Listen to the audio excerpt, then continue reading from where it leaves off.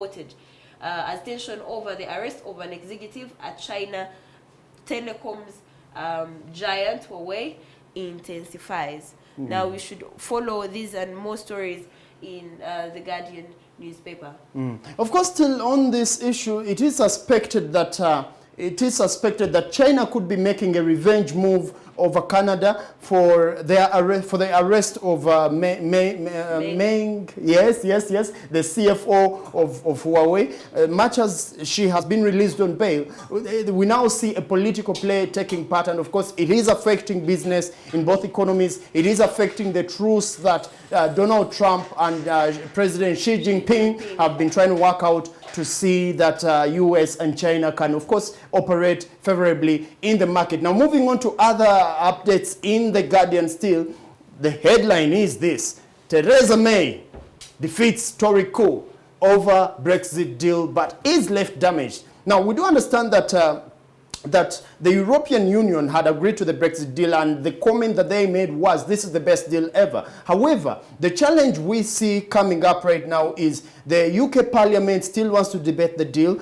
The European Union is saying, we already said, after 20 months of negotiation, we already said this is it, and we are not really willing to sit down for another negotiation. So the Prime Minister, Theresa May, is under a lot of pressure to see how she can strike a favorable bargain between the UK Parliament and, of course, the committee within the European Union. Of course, to get more details, do get yourself a copy, or go to the internet, of course, get yourself a copy of The Guardian and see how this is playing out in different news. All right. What do we have elsewhere? Let's go to the New York Times. In the New York Times. Yes. In the New York Times. Of course, as the internet stabilizes, we want to inform you that you can still catch us and be part of this conversation on our social media networks. We are on Twitter, we are on Facebook, and you can tell us your view about most of these things. Okay, all right. So in the New York Times, we have a headline that says that Senate votes to end aid to Yemen fights over Khashoggi killing and Saudi's war ends. Now, we should remember that Khashoggi died on the 2nd of October, and he died when he entered the embassy of Saudi in Turkey. So they're saying that the Senate has voted on Thursday to end American military assistance for Saudi Arabia's war in Yemen in the strongest show of bipartisan defense against President Trump's defense of the kingdom over the killing of the descendant journalist, that is Jamal Khashoggi. May his soul rest in eternal peace. Of course, we do see that a small, well, you could call it a small incident. However, this incident has caused a lot of international turmoil. We see Saudi princes being accused of being responsible for Jamal Khashoggi's murder. But at the same time, we see that this is threatening international relations between Saudi Arabia, the human rights bodies that are trying to find out whether he was murdered or he just somehow disappeared. Of course, there is a lot of international play happening. If you want to be able to understand some of these affairs, stay tuned to Smart24, but more importantly, get yourself a copy of some of these international affairs. Do we have something else there? Okay, let's rush through some of these headlines here. We went through that. Maybe we can see what is in the New Vision. Okay. New Vision, there we are. You know, technology is amazing. Technology is amazing, and it simplifies work. So if you can be able to take advantage of it, we do promise you better productivity in doing everything. Now, as this sorts itself out, we want to inform you that this year has been ranked as the best year for Uganda. We do see that that the economy is projected to grow at a 7% rate, and this is mostly contributed to by the enhancement of agriculture.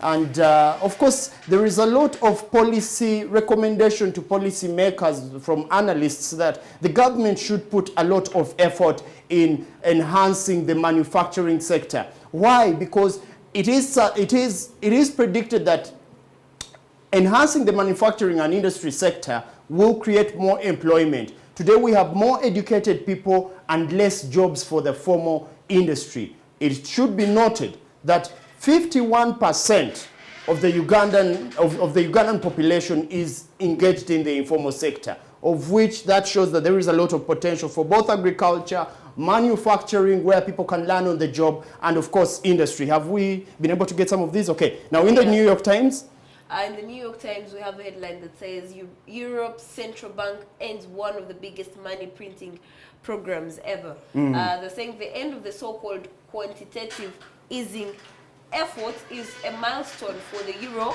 and a signal that the European Central Bank is confident enough in the Eurozone health. Now we should note that any change in these superpowers in their currencies will definitely affect our shilling.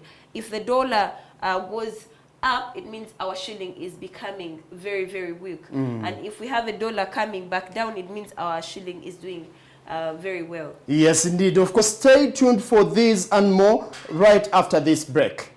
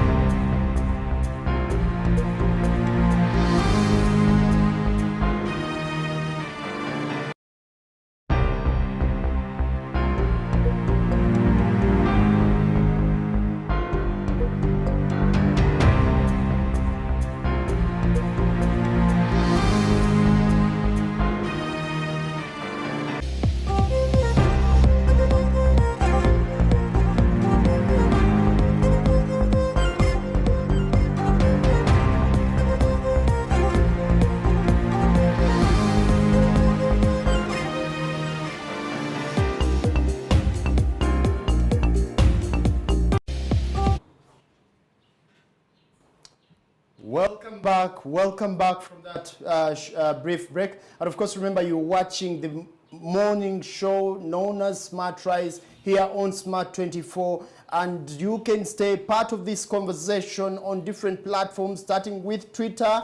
We are at S24 yes. TV, and on Facebook we are at Smart24 TV. Indeed. Myself on Twitter I'm at Njuna Y, and Facebook I'm at Njuna Yvonne. And I am at Ronald Tush on Twitter, Ronald Tush Kamweya on Facebook. Of course, do let us know what you are on different platforms so that we also talk about you. Yes. Back to our analysis of the papers today. We are still in the New York Times, and right now we are saying Apple to add $1 billion US Texas campus and thousands of jobs across USA. It must be noted that Apple is a leading producer of electronics in the world, especially when it comes to high-end gadgets, including this iPad that I'm holding and so many other products. And they, in capacity, are able to employ over 100,000 people in the whole world. Now, they are saying that they are setting up another campus in Texas, another business center in Texas,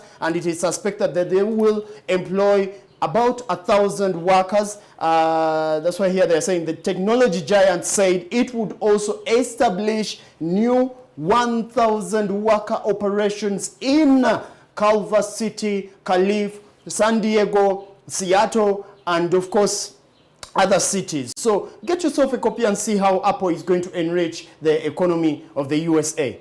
Now we all know that the youth or any other person who is unemployed is like a big risk in society. So yes. as long as we are getting such companies, opening up big branches and giving employment to more than 1,000 people, that is really good news. Now in the East African, we have a story that South Africa's Zuma must pay mounting legal fees. Yes. That is the court saying so. Let me see. In the summary, they're saying South African court orders embattled former President Jacob Zuma to pay back state funds and cover his own costs. Former South African President Jacob Zuma must pay that state fund and cover his costs. That court ruled on Thursday, leaving him facing massive legal bills as he fights graft charges. Yes, indeed. Now, the South Africans are asking themselves, if any normal criminal will commit a crime and have to foot their own bill, how come a corrupt former president, those are their words, how come a corrupt former president is having the nation pay his legal fees, and yet at some point he has on numerous accounts of court hearings been found guilty? So they are saying that the bill itself may go up to $2 million US, but he will have to foot it, and he will have to refund the money that the state has so far spent in taking care of this. I think if a country has a law, there is, especially like the constitution, there isn't anyone who should be above the law. Indeed. So if it is a former president and he did some corruption, he is supposed to be penalized. Indeed. Because if you put some people above the law, it will many other people could see that there isn't anything wrong with, being corrupt, so they could just become corrupt. Indeed, indeed. Now, in other news, still in the East African, Kenya leads the pack in turning the tide against climate change. It must be noted that Kenya is among the first countries to design and implement a climate-smart agriculture strategy. And in the past 5 years, the Green Climate Fund has disbursed more than $500 million US to Kenya, some of which came from the World Bank Climate Fund. Now, also said is vulnerable countries insist that big economies commit at least $100 million US to the Green Climate Fund each year, but those targets have never been fully met. Yes. Okay, what else do we have? Then we have a debate. We have the foot and mouth disease. So for it's and then fuel, they push up beef price in Uganda. Foot and mouth disease are among the leading distractions of beef prices in Uganda. So if there is a quarantine in Isinjre district, for example, and cattle are not allowed to cross from one position to another, one county to another, it means the prices of beef are going to get up. But also there's another factor that affects the prices of beef, and that is transport. Transporting cattle from villages or places that are outside Kampala is not that cheap. That means by the time they bring back here those cattle, the prices of beef are going to be high. So the East African is saying that meat prices in Uganda are rising on an account of high local and international demand blended on foot and mouth disease affecting cattle across the country. So you can get a copy of the East African and get the full details of this story. Yes, indeed. Yes, indeed. Yes, indeed. Now, this is trending in Africa. After so many years of no elections in the Dr. Congo, DRC, the Democratic Republic of Congo, finally, about 10 days to come, it is suspected that Congo was meant to be holding its elections. However, the headline in the East African today is Congo fire destroys thousands of voting machines for presidential elections. And in summary, Electoral Commission Sinai said the blaze had destroyed 8,000 of 10,368 voting machines due to be used in the capital, Kinshasa. Now, they are also saying that ruling coalition and a leading opposition candidate trade accusations of blame. They're blaming each other. Of course, they're also saying Joseph Kabila has been in power since he took over from his father in 2001. Of course, that was when Kabila Sr. was assassinated. And he is expected to step down because of constitutional term limits. Now, do you know the last time, what happened the last time they were trying to conduct these elections? The president came on air on various media houses and he said that, that Congo did not have money to conduct elections.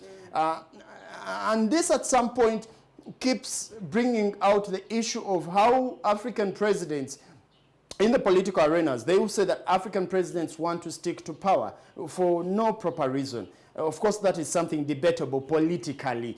But the Electoral Commission actually of Congo is saying that we are not going to be intimidated and this fire is not going to affect our Electoral Commission process. Yes. Now, we should note that this fire has destroyed more than 8,000 machines to be used in the elections.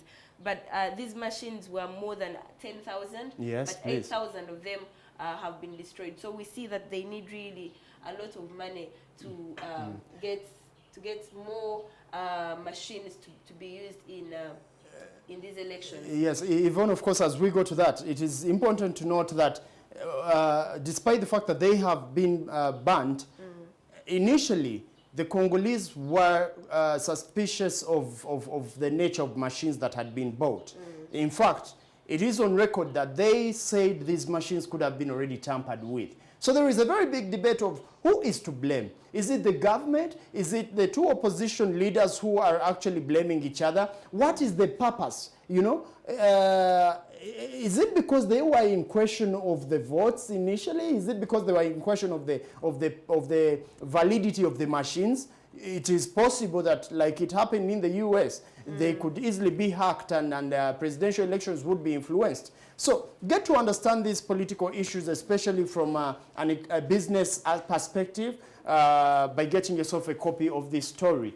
Now, in the Observer, we have works to boost Kampala water WOW MPs. Now, they are saying members of Parliament's Natural Resource Committee have given a thumbs up to government's effort to provide adequate, clean, piped water to residents of Kampala metropolitan area.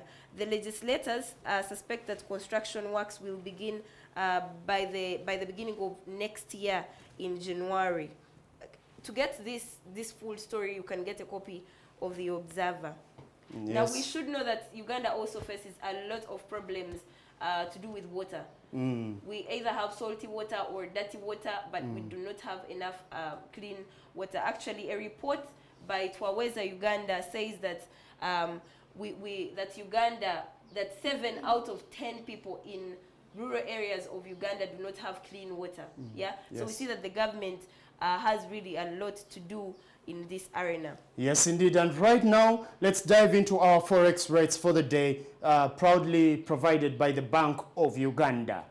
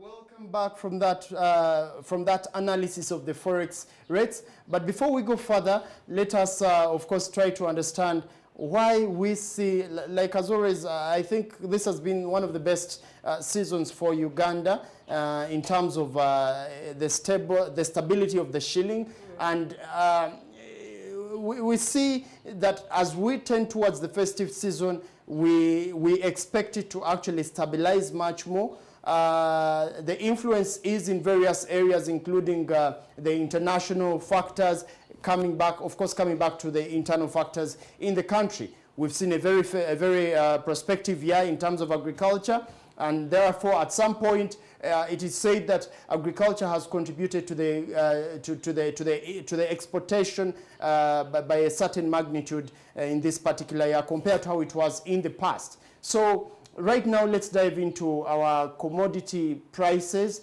and then we will come back with an analysis after this break.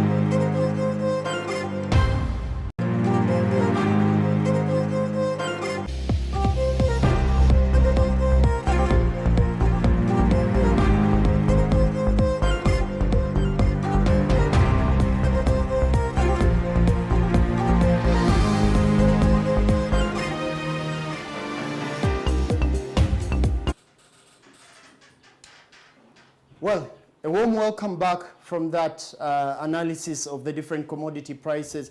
Yvonne, I have particularly picked an interest in the display that was on the board for prices of the fish in the market. And we do see that under normal circumstances, for example, a tilapia fish would go for about 15,000. Today, as we speak, it has been indicated to be at 17,000. And there is a very big question of why some of these prices are going up. But moving forward towards the festive season, we are left with a few days to 25th December.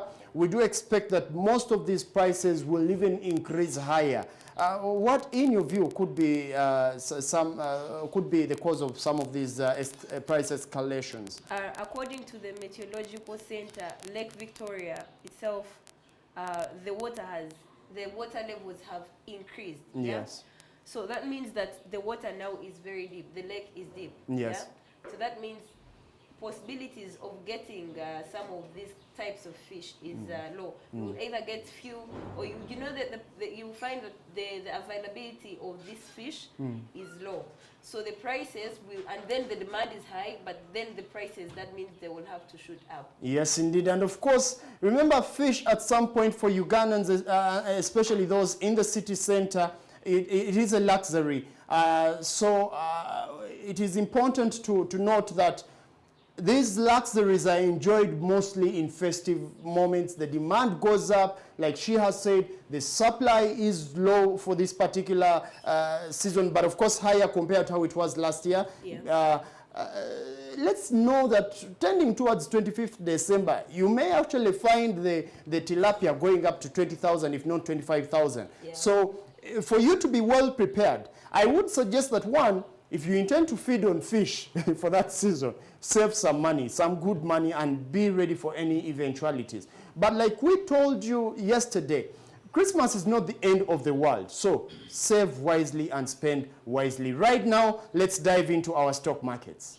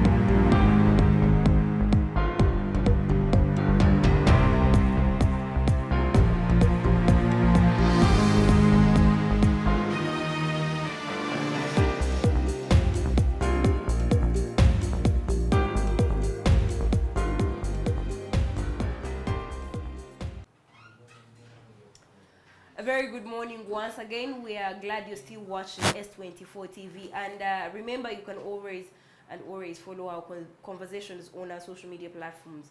On Twitter, we are at S24 TV, and on Facebook, we are at smart24 TV. And right now, the sport lady is already in the building. Shakira. Very good morning, Shakira. Good morning, Yvonne. How are you? I'm okay. How are you? Please give us that sport food. Mwasize mutya abalayi ba S24 biharimana Shakira ate tuba tukuletedde ki ekiri kubanga kifa mu byemizannyo naye twogera mu byemizannyo ng'omanya business ogenda kubanga ate ogimanyira ku side eyo olunaku olwaleero gyeri omupiira egirinda okubanga girinda mingi nnyo wano munda mu ggwanga erya Uganda era nga tujja kubatandikirako Nambole Stadium egenda kubanga omupiira wakati wa Sports Club Villa egenda kuba esamba Express.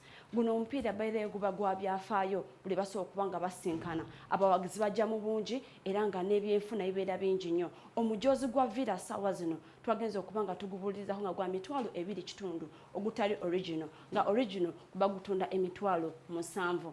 Ate nga omujozi gwa Express nayo gwa mitwalo 3. Ate nga original ya mitwalo 7. Wasodo okubanga wetegereze emijozi yona so okubanga batadde nga bagitunda. Omuntu nagenda kubanga afuniramuwa ate nga basodo okubanga batuvudde natugamba nti ebisale omupiira enambole tubadde nga tugirengera nga Villa ebe ekyazizza bagibera ku 15 omupiira gwonna ku lero gwa mutwalo n'emitwalo 2 basodo okubanga bayongeddeko ate price engejo so okubanga gwojo kubanga ogenda okuyingira omupiira guno ebyentambula bigenda kubanga biyimirira bitya omanyi abawagizi ba teams zino zombi basobola okubanga bajja mu bungi era ntulengera nga ebyentambula nabyo bijja kubanga ate bigotanamuko awo ku kisaawe enambole jukira nti ababoda bajja kubanga ate basabaza abantu batuse Nambole ate kosa n'emmotoka ezimu okubanga zingira Nambole okubanga tulaba omupiira okujja okubanga gwenda olunaku lw'eyo mu liigi y'eggwanga ate eya Star Times Uganda Premier League. Bwe tuvaako tujja kubanga tusalako tugendeko wali ebweru w'eggwanga jukira nti ebweru w'eggwanga tulengera ebintu bingi so okubanga biyinda ekita kyakesiza olunaku olwabadde olweggulo waliwo omupiira ogwayinze wakati wa Ajax yabadde esamba ttiimu ya Bayern Munich eno yabadde UEFA Champions League group stages twalengedde nga mwana mulenzi Thomas Muller akuba omuvubuka gwe bayita Nicholas engatto ku mutwe era nga engatto eno gyamukubya sodo okubanga yamukosezza wetwogera omwami ono akyali mu ddwaliro baganye okubanga bavayo tubuulira ye eddwaliro kiri alimu naye nga batugamba nti operation gye bagenda okubanga ate ayitamu egenda kubanga ya mitwalo 2 egya dola bw'oba osodde okubanga okiza ssente zo wano munda mu ggwanga emitwalo 2 egya euro oba ozikyusiza wano mu ssente za Uganda zibeera ssente mmeka ezigenda okubanga omwami bamujjanjaba ate omuvubuka ono Nicholas nga gyasodde okubanga bamukubye ye buyout clause y'omuvubuka ono okuva mu club ya Ajax ya ssente mmeka twalengedde nga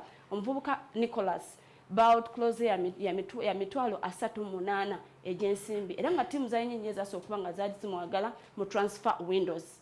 Thomas Muller omuvubuka ono yawangulako ekikopo kya FIFA World Cup ku ggwanga erya German buyout clause ku club ya Bayern Munich ya miliyoni 7.5 eza pound obasodde okubanga wetegereza nti ali insured nga Thomas Muller nenga ne mwana mulenzi Nicholas ne ali insured club ya Ajax FC tujja kubanga tulengera nti sente zino timu eno egenda kubanga efunira wangu omuvubuka ono asodde okubanga afunyemu obuzibu jukira nti ali insured kitegeeza nti no company nesobola okubanga evaayo nesobola okubanga taking care ku muvubuka ono ku kintu kyonna kyonna ate kisobola okubanga ate kivaayo ne kimutuukako kikulaga kiggwa mu Uganda wano wetuli abasambi baffe ab'e Uganda bali insured oba nedda tulina okubanga tulengera mu business wona esobola okuba nfa bwenkana n'obulamu bwaffe obeera ate business yamaanyi nnyo bingi ekisobola okubanga tukutuusaako ate wano mu sports nange biharimana Shakira nenga atejukira nti wetwogerera ebintu bingi esodde okubanga gye biri. Yvonne. Yes, please. I can see Mr. Gashumba is around. Yes, and thank you so much for that sport insight. And like she is saying, Mr. Gashumba is already in the building, and Tush will be taking you all through from 8 to 9 with Mr. Frank Gashumba. Remember, you can always follow us on social media platforms and share with your friends. Until next time, stay tuned.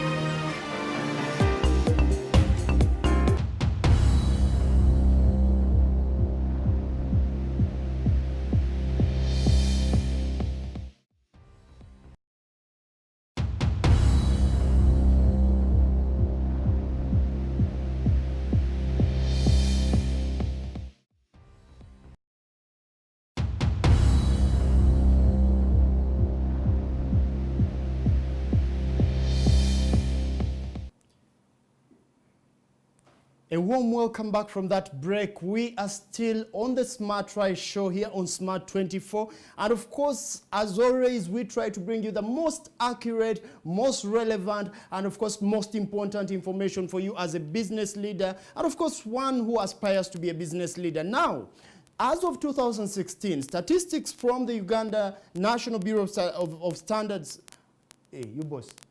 Yes, does indicate that we have over 256 urban centers in Uganda.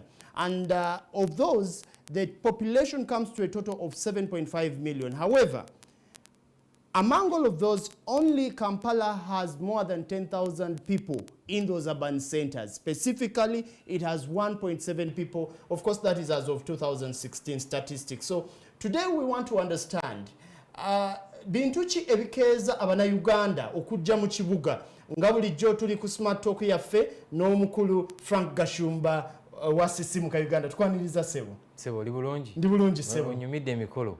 Munange tugezaako.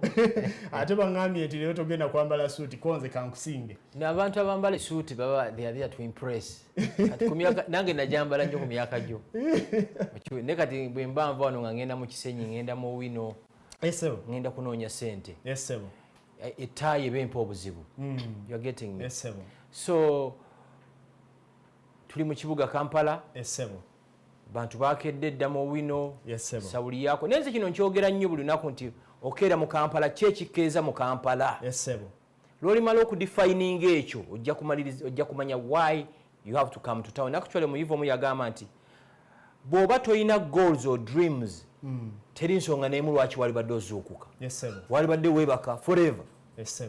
Kati essaawa zino abatembeeyi bakiyingidde, abasuubuzi bakiyingidde, abachina bakiyingidde, abayindi bakiyingidde. Yes, sir. Naye gwe atulaba ku Smart24 essaawa zino ekibuga okijjamu ssaawa mmeka? Kiki ekikuleeta? Actually nze nga ne bw'ojja ku ssaawa 8 naye ng'olina ky'ozza okukola ki? Si kutuuka ssaawa 3 n'oyenjera the whole Kampala. Yes, sir. Nze kyendowooza nganze.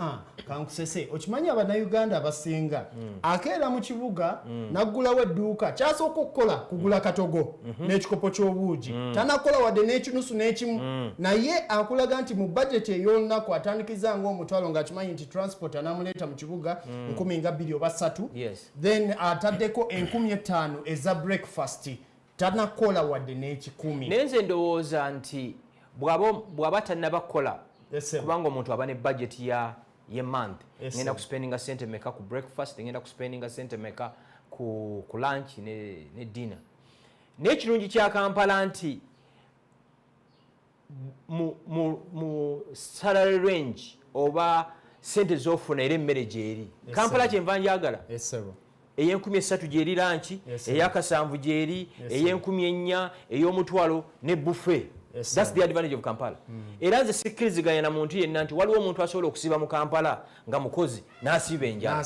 Tekiriyo ekyo. Mpozi nga tasobola kuyiiya. Tekiriyo kati nadde enva wano eggulo ku makya nga ngenda ku office olaba awali governor. Awo wonna kati waliwo abantu abatunda obutogo ku makya. Nayimira ne mbabuuza mutunda mmeka? Yes. Batuusedda awo wennyini ku governor. Awo wennyini ebweru batundayo akatogo n'obuugi bw'ova okukola ki? Bw'ova okwogerako. So ensonga eri bweti breakfast gy'olya lunch gy'olya egwa mu sente z'okola. Kituzizaayo ku kitwayogeddeko wano eggulo nti obulamu bw'olivinga bwe bubwo. Ekyo lw'olikimanya ng'omaliriza ekyo lw'olikimanya emmotoka eno gy'ogenda oggula today $3,000,000 okimanyi it's a liability ekola sente meka?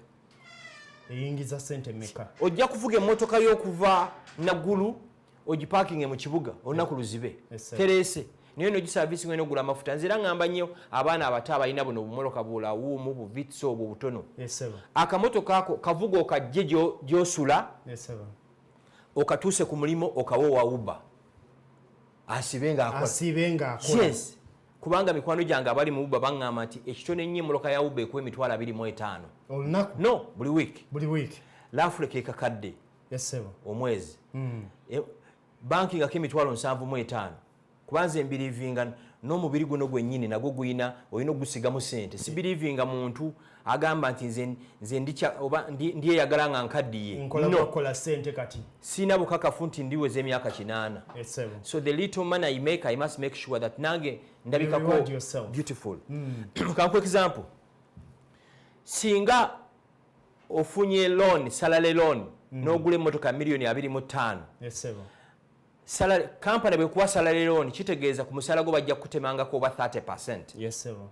Neze singa nkutte emmotoka yange eno Vitz whatever oba Primo Raum oba Hipsam nenjivuga nenjituusanga ku mulimo nenjipangisa owa Uber n'asiiba nayo kitegeeza salary loan eno Uber egendo giservicinga you are getting me kitegeeza bwe bambadde ngenda kusasula loan eno within 2 years nja gisasula mu mwaka ki gumu so ekibuuzo kiri nti emmotoka eno gy'ovuga ennyo gy'oyagala ennyo kaakati ereeta sente mmeka oba tukikyuseemu okutte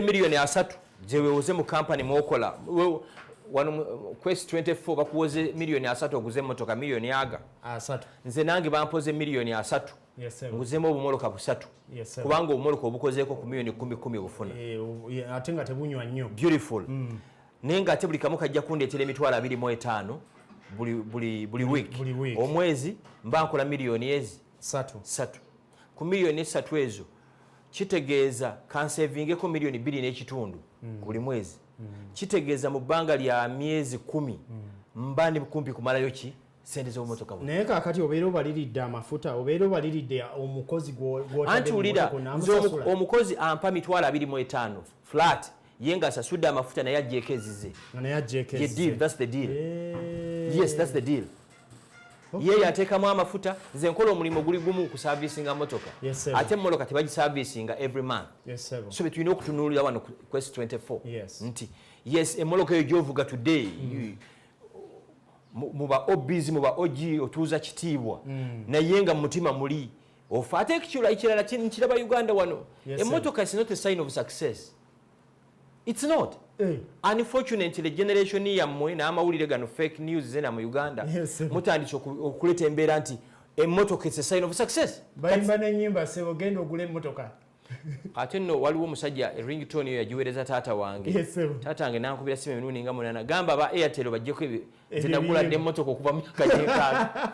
Kakati ekira kati twonoonese waliwo ne society endala nti okugula omwenge mbw'ogw'ebbeeyi is a sign of success. Yes sebo. Ate bakikola nnyo.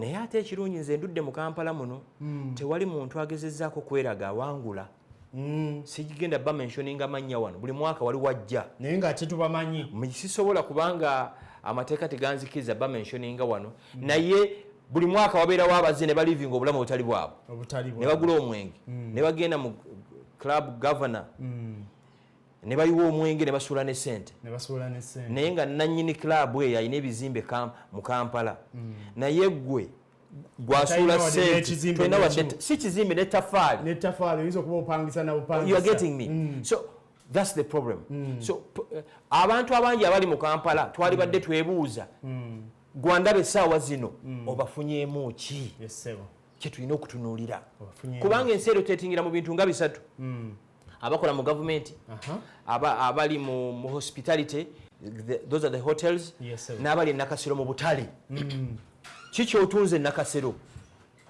bwe mba situnze kintu nakasero Serena Africana kiki ensolo giguza bwe mbeeyo esiriyo nsolo ofuna omulimu mu government so population y'abanna Uganda actually nze mbelieving nti abantu abangi kirungi but as long as abantu abo bali productive kyekijja kukola nze nayagalako okukola bizinesi y'emigaati wano nendeta mukwano gwange yali avudde Spain n'amala omwezi mulamba tulambula Kampala n'angamba I'm very sorry we can't make money here in Uganda nembuza why n'angamba as long as ogula omugaati it's a luxury eyensi ebeereko ekizibu ebeereko ekizibu ontegeera so ekibuuzo kiri nti bantu bameka singa tusazeewo nti okukola obugaati kati ate nenkikyusa kuba twali twagala kukola migaati minene omuntu owa wansi ono asobola okugula kabanzi osobola omukolera akagaati okitegeera ndowooza kati gwe omuvuka ndaba essaawa zino factory bwetandika mu area yammwe gwe gwensuubira okukeerayo n'ogamba bannange I'm willing to work here for let's say 10 hours a day munampa sente meka kituzizayo ku kyeggulo obutagayirira mirimu tuushe kisse eggwanga lino naddala abaana olina emyaka emeka? Nina emyaka 26. Okay, gwokyali muvubuka. Ekisse abaana abato bonna abali below 30 years kwe kugayirira emirimu. Abantu bemusinga okwegomba ku nsi. Era ndoza next week tugenda kutandika okurunning abantu musinga okwegomba. Nga tukyali ku ekyo Frank. Okunoonyerezebwa kulaga nti ebitundu 5 mu kimu bwe njogedde Oluganda olutuufu ku 10 n'ekirungi nnyo duyiga kubanga oba oyagala oba toyagala Oluganda ye Uganda's number one language. Ne bwogenda ebundi bujjo ne bwogenda Kalamojja ne bwogenda Aluwa. That is subject to debate. No, ate luliwa. Mwe nyo natandika kugamba Olunyankole noza kumpa kanisa. Kakati Olunyankole mwene lukuma lya Ntonde lukumawo. Wali ogenzeko Nairobi n'osangayo abantu abanyuma mu Lunyankole. Munageze nkuba masimu nengamba azija nengena mu community yawe. Yekambuzi osobola okwogera ku simu mu Lunyankole. Kyodde ku mulamwa. Munange mbadde ngamba ebitundu 5 mu kimu ku 10 okunoonyezebwa kulaga nti bali mu informal sector. Bali mu gine emirimu egitali gy'amataayi. Kati yeno yewali sente. Yewali esente. Kati era abaana abanda b'essaawa zino abali mu universities. I've not met a billionaire okujjako nga mubbi ng'akola mu gavumenti. Kituufu. Abantu bonna abagagga bali mu eyo informal sector. Bali mu eyo informal sector. Mwe muli sente. Bamulwana abagenda bonna basoma kinene nnyo. Era nsanyuse nnyo nti kati n'abaana mu universities n'amasomero abaana batandise okuswitchinga. Yes sir. Batandise okurealizinga nti tolina kubeera doctor, tolina kubeera engineer, tolina kubeera architect, okubeera billionaire. Yes sir. Mutawana tegubadde ku baana bano gubadde ku UNEB syllabus. Yes sir. Eyo informal sector gyeyogedde babinojjo ba Bill Gates gye bali ba Warren Buffett gye bali onomvuka wa Facebook bonna gye bali igyo muyita ki informal sector mwe gye mugayirira. Unfortunately abaana abawala bano bandi mu university abali below 30s kati golabo olyawo olabo oyambadde. Yes sir. Singa nkuwadde business card nga gwe corporate manager MTN Uganda. Yes sir. Netugenda oba Makerere nze nga nyina eriko nti Frank Gashumba Kikubo Traders abawala bagenda naawe. Result. No. Ora title genyina business manager. Webale nnyo. Nenga nanyini wano ali mu kikubo. Ali mu kikubo. You're getting me? Aleka nkuwulire. Kyobola banga fenga smart 24 twasazeewo okulaba nga tutuukirira abali mu byenfuna neyo mu kikubo otyogerera waliyo tiimu yaffe eri mu kukola. Ante kankubulire gamazima gali nti mu Uganda temubadde show nga bweti. Goge mazima show ezisinga zibadde about politics lugambo kati bangambye nti programs ezisinga okulabwa ku TV mu Uganda kati za lugambo. Ate ekikushokinga abaleeta olugambo olwo basajja awo tusse nti ebintu ebyali monopoly ku bakyala kati abasajja babikoze eki babitutte. Ne ku smart 24 tuze kutajetinga the silent majority. Eyesirise ngebadde yeetaaga mindset change nga tewali omuntu ali willing jijuwa. Okimanyi abantu badde tebakyala bana TV bazigulira baana nze sijja kulimba yes TV nzina waka ne nina TV nga nzo nzirabako mawulire ndaba amawulire saawa emu that's it sidda mukula kirala kubanga nze siraba kintu nga tekinspiring siwuliriza muntu nga musinga okutegeera tekiriyo ekyo tekiriyo ndaba njala nnyo ndaba akantu ku TV ng'oko nange ka inspiring ka challenging. You are getting me? Yes sir. Kyovula bwe mbadde nkugamba bali abali mu informal sector nkulaza abasajja abanene ku dreaming big. Yes. Ani go kicho yagala okubeera. Yes sir. Bolabanga ennyumba nga nnungi kube ekifaananyi kyayo kiteeke mu kinaabiro kyo. Yes sir. Ku lujjinga buli lw'ofuluma olaba ennyumba eno ogambe nange nyina okuzimba ki ennyumba eno okitegeera ndowooza. Nze ngamba nnyo ne mmaka omwana bw'asoma obulungi ne bamuwa certificates ziteeke mu ddiiro. Ziteeke mu bedroom ye. Omwana bw'oba olaba omwana wo ng'ali mu olwa business funa ebifaananyi by'abasajja bano ba Warren Buffett bawava muno biteeke mu kisenge kye. Omwana bw'abanga olaba alimu ebyokuyimba bano ba Beyonce ba Rihanna ab'amaanyi tomuteerako bano bakadongoka muno dream ye egenda kubeera wansi. Ajja kubanga mindset ye eyingira mu nyendo. So ani muntu ki gw'otunuulira everyday who inspires you? Study yakolebwa ne bakizuula nti kyonobeera 5 years from today kigenda kusinziira ku TV z'olaba amawulire g'osoma social media bloggers bo following n'abantu ba associating nabo awo nno ne ŋŋamba nti kyoli kati kisinziira ku bintu bye walabanga amawulire ge wawulirizanga endowooza gye walina emyaka 5 emabega. Yes, kubanga nze bwe ntunulira olumu mbeera ku social media okwo naye n'olaba abantu bya postinze n'olaba abantu bye basharinga no inboxing omu n'omugamba bino bijjeewa nti gundi yabipostinze nga tebikyamu nga bikyamu tureducinze bannayuganda to the extent nti ebintu ebikyamu bimufudde ebituufu. So mulimo gwaffe every morning from 7 kugenda kubeera nti kutereeza baasoba endiga ezaabula endiga ezakola ki kitukakatako ozikola ki oziza kubanga bangi balina enjala unfortunately tewabaddewo omuntu ali willing kubazza mu line ekyo kyetulina okukola ki kyetulina okukola oba oli mulema oba oli musiraamu oba oli mukatoliki oba oli mu Seventh Day oba oli mulokole nze omutawana gwina n'abapasita sigwina nabalokole bano bifu yange irina bapasita siba n'abaana abagendayo abasuubira miracles simanya amafuta ne bakwatako simanya nonya musajja olwaleero ngenda saba abapasita tetubakwatako nnyo kubanga tetugenda bakwatako nnyo naye nsaba tudde ku mulamwa munnange omulabi tugambye nti okeera mu kibuga okukola ki oba ate wulira si mu kibuga Kampala eyo ensobi gye mukola bantu bangi abaduinga wali ogenze karuwa ekibuga ekyo speed yekiddukirako genda embalala speed gwe tekitegeeza mbu okole success story ina kubeera Kampala no wonna wooli waliwo abantu abalivinga obulamu obulungi ng'ali aluwa ng'ali kabonga naye gwe oli mu Kampala muno ontegeera ndowooza banneighbor bo zino stray dogs those are your neighbors ebyo tulina okutunulako kaakati tekitegeeza nti success story eri mu Kampala naye ate ekitabo ekitukuvu Qur'an kitugamba nti emikisa gyonna giri mu bibuga naye tiba specifying nga kibuga kitebagamangako nti Kampala kitegeeza ne Masaka you can make it so ekyo kyetulina okukola nti omwana ali e Masaka ali e Mbarara ali e Mbale ali e Jinja ntegeera ndo kati Jinja eyo entokosa nnyo obwongo do you know why Jinja eri kintwalira 1 hour to drive to Jinja naye Jinja kikyetunda e Kampala baganda baffe ab'Embarara abayisingiro kintwalira 6 hours ogenda yisingiro n'okudda ontegeera lwaki abayisingiro be baguza Kampala amatooke kubanga bo bazuula akatale gye kaliffe kikye tunatunda e Kampala matooke kati Masaka kikye batunda nseenene Mbale kikye tunda e Kampala mwanyi Busoga kikye tunda awo tugenda okuyitanga akate tibakulimba nze sikwatagana na gavumenti ekyo kino mukimanyi it's public knowledge naye siraba okujjako ebiseera ebimu nze na supportingako Yoweri Museveni okuva mu 86 nga ndi mwana mutonyi Museveni yawamba nga ndi mu P5 netwawukana 2-1 ono gwe mulaba wammwe mwe watuushe ye wammwe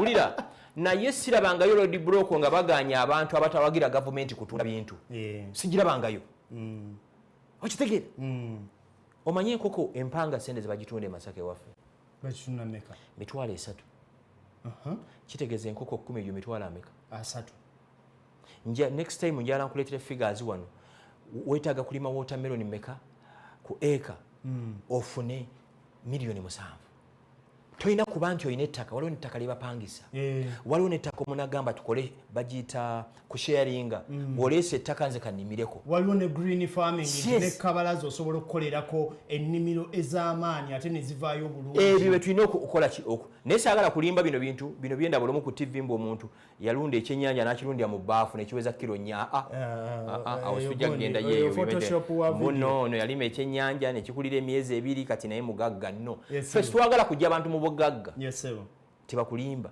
kukyusa bulamu bw'abantu abadde alinya taxi next year obeere n'akamotoka ko osobola okwevuga abadde alinya boda obeere nga osobola okulinya taxi abadde apangisa otandika okubeera n'akayumbako you are getting that's our target audience bino nti bonna bagagga waliwo tekiriyo tosobola gaggawaza buli munnange omulabi Frank kyagezaako okugamba kino nti ekibuga kya Kampala kijjudde abantu bangi naye productivity eri less abalimu bali mu zi Rolex bali mu kinaye mu Rolex owa abantu bameka emirimu mu kyalo ebibuga ebiri mu kyalo okunoonyerezebwa era kulaga nti temuli bantu abasukka 10,000 in those urban centers out of the 269 urban centers we have in Kampala in Uganda rather activities chi as long as there are activities in town abantu bajja kujja abantu baba balina bye bakola bajja bikiri automatic. I'll give you an example.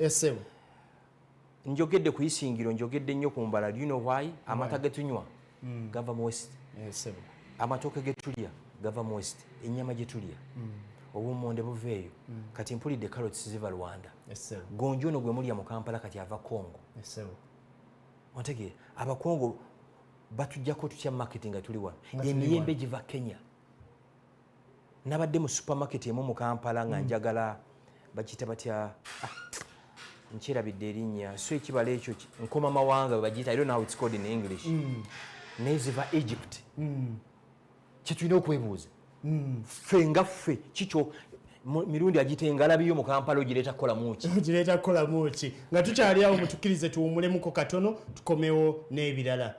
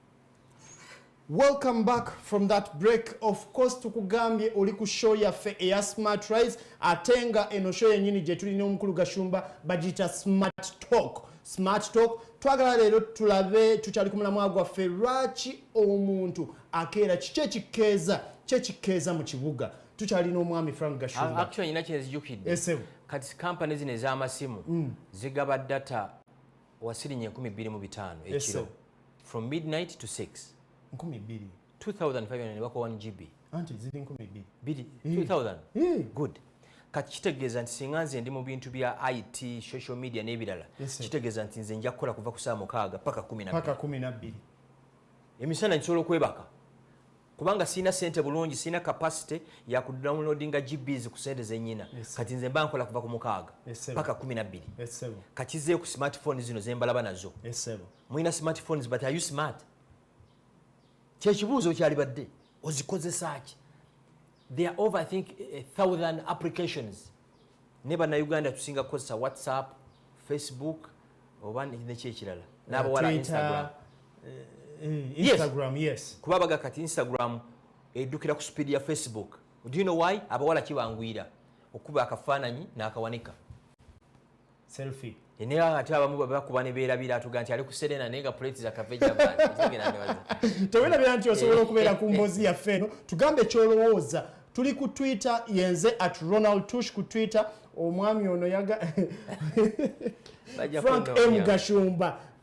Teka wali mu search tab Frank M Gashumba olabe account entuufu eya Frank Gashumba osobola okubaako nawe kyoyogera kwene emboozi yaffe. So kyetulina okutunuulirako nti ensi tulimu abavubuka abali e Kenya, abali Israel, abali South Africa, smartphone zino oba ebibuga bye balimu babikozesa nga ffe tubikozesa kyetulina okutunuulira. I'll give you an example. Nadde nkubuulira eggulo. Waliwo omwana omuwala abadde antawaanya nnyo ng'atunda ebintu. Natuuka n'okungamba, can you come to my shop? Nyina a small shop. I can even take you out for a cup of tea. Ate kati neeraliikya nnyo. Teweeraliikirira nnyo omulamwa gwe yaliko. Abanyuunyuusi bano bayinza kuba bakunseetinga. Neffe tulina amaanyi agatubuulira nti awo togendawo. Tulina amaanyi gaffe. So bajjajja bammwe batubuulira. Si kyekyo lirya. Kaakati omwana nenemerako ne mugamba, you know what, come to office. Omwana yazzenga bana abalambuzi ba tourist. Mwana muwala, very pretty young girl. Ate ng'oluzungu lwe lwayogera lulaga nti yasomako. Yasomerako ddala bulungi. Kane mugamba, we are very busy, katumalize meeting eno tulabe by'otunda. Olwagimaliriza nendaba nze naguzeeko esaati nnungi, saati emu. Kati good enough waddewo abantu bangi abaze fa meeting. Omwala yatunze ebintu bya 2.7 million. 2.7 obukadde 2,700. Bameka bazikoleeza omwezi. Si kyangu. Kati kizzeeyo ani gw'ofollowinga. Kubanga yabadde akyesinga Gashumba, yamaliza afunyeyo bagashumba abalala. Statement eyo nkulu. Essebo. Wadde okyesinga Gashumba n'osanga yabaki abalala. Gwani gw'ofollowinga ku Facebook, ku Twitter, Instagram, ate biki byateekako. Beautiful. Ofunamu ki? Bikugasa ki? Ono omuwala olw'okuba abadde namubuuza wamanyira wanti Facebook, I always follow your live podcasts n'ebirala. Kati olw'okuba yadde anoonya nze n'amaliza ng'akoze eki. Era namwadde n'assignment endala nyina ebintu ebirala byenkola ki bye neetaaga. Okitegeera ndowooza nti ensi efunze nnyo nti waliyo n'abantu abatakyagenda ku shoppinga mu malls. Obeera kakize ku kyakamotoka, ozze n'akamotoka ko, sitooko yo yonna eri mu kamotoka. N'ovuga n'ogenda mu maka g'omuloodi ne balondamu bye bakola ki? Bye baagala. So ebibuga bino abantu bakolamu ebintu ebyenjawulo. Mulimu abasula nga bakola, mulimu abakola emisana n'abakola n'ekiro. Ono mukyala wa Trump yani Melania Trump. Ulira. Omanyi afuna atya Trump? Yali model nga bagenze oba ku modelinga France. Gundi yali Miss World. Nga Trump afunye franchise yo conducting a Miss World, then Melania Trump yali omu kuba kakati ulira. Kati yamufuna atya? Kize ku bantu ba associatinga nabo. Omuntu mukwano gwono, where do you hang out? Yes. Ekigambo ekyo nkyogera nnyo. Munno yaani ate akugasa ki? Omwana omuwala anoonya nti oyala kufumbirwa. bw'oba onoonya tageti y'abagashumba tojja tusanga eri n'akulabiri mu kibwa zone tekisoboka nedda yibalira embizi embisi tekisoboka nedda tekisoboka what's your target audience ono mulangira omuwala w'ebungereza ani ono no si Charles William yes sir William mukyala we Kate basinkana mu university meaning singa taata wa Kate teyatwala Kate mu university eno omwana we teyalifumbiddwa lulyo lulangira yes you get me yes omulangira wa Sajjono mukyala we Marion bamuzaala kakuuto taata we omugenzi Matiya Nsubuga singa Matiya Nsubuga yasigala kakuuto Marion teyalifunye muki mulangira kati gwe omwana omulenzi andaba essaawa zino omwana omuwala bantu kibobeera nabo mu kibuga omanyi ttiimu z'ebulaaya zonna abasambi baazo bakooki baazo ne mumoloka ze bavuga naye nga golinya ka booda kiki kyofuna mu bino bw'oba oli above 25 years tolisambira mu club ezo it's practically possible you can't janka mungi gw'olina atali productive indeed tali kati nze simu nasalawo nti resolution ya 2019 nze olutuuka awaka simu ngenda zijjankonga abantu abali crucial tumi bamanyi enamba zawaka ezokukola ki ezokkuba kubanga ne simu zino zafuuse butwa ogibeerako nnyo n'eki kyokola ki kyofuna okujjako bwe mandi ku bizinesi kiki kiba kirala in fact nze nzijukira akantu kewaŋŋamba mwezi ennaku ng'okyansomesa nti oli bw'aba ayagala kufuna bulungi ne mwogera bizinesi n'essaawa 11 ez'okumakya asobola okukubira mu kifo kye yandikedde wano mu kibuga n'akola appointment ey'essaawa 4 then n'akuteeka ku bunkenke abantu abali eyo naddala abavubuka twagala tubajjukize opportunity ez'okusucceedinga nyingi naye bw'ozikozesa obubi tojja kumalako banno bakugasa ki challenge kize bakuwa bwe mba munyumya emboozi kize munyumya productivity kyerimu bw'ojja mu kibuga kikyokola wano kyobadde ogeza opportunities tebazitunda ziri everywhere gw'olina ozinoonya essebo omanyi buli kika kya mwenge mu Kampala buli bbaala ogimanyi onoomala okugunywa n'onywa buli kimu ekiriyo naye ogati n'omunywa mu bbaala you're getting me kikyofunamu kati nze eryato lino eryagwa ku nnyanja mukama abawumuza emirembe nenze abantu babiri be bankubira essimu kubanga teri muntu anansuubirayo bankubira nina kufaamu e Masaka tiowayo biwulidde bigudde Kampala nti ate ki eryato likoze ekirisa abantu tibameka nti 3 to me it's not news kubanga eggwanga lyafa ebyato byafa ebimoloka byafa buli kimu kyakola ki kyafa neggwe okolako ki osobola okutundako bagiya abayindi bemulaba mutiisa amaaso ajja atunda bagiya n'amaliriza nga buli supermarket mu Kampala yagiguza ki bagiya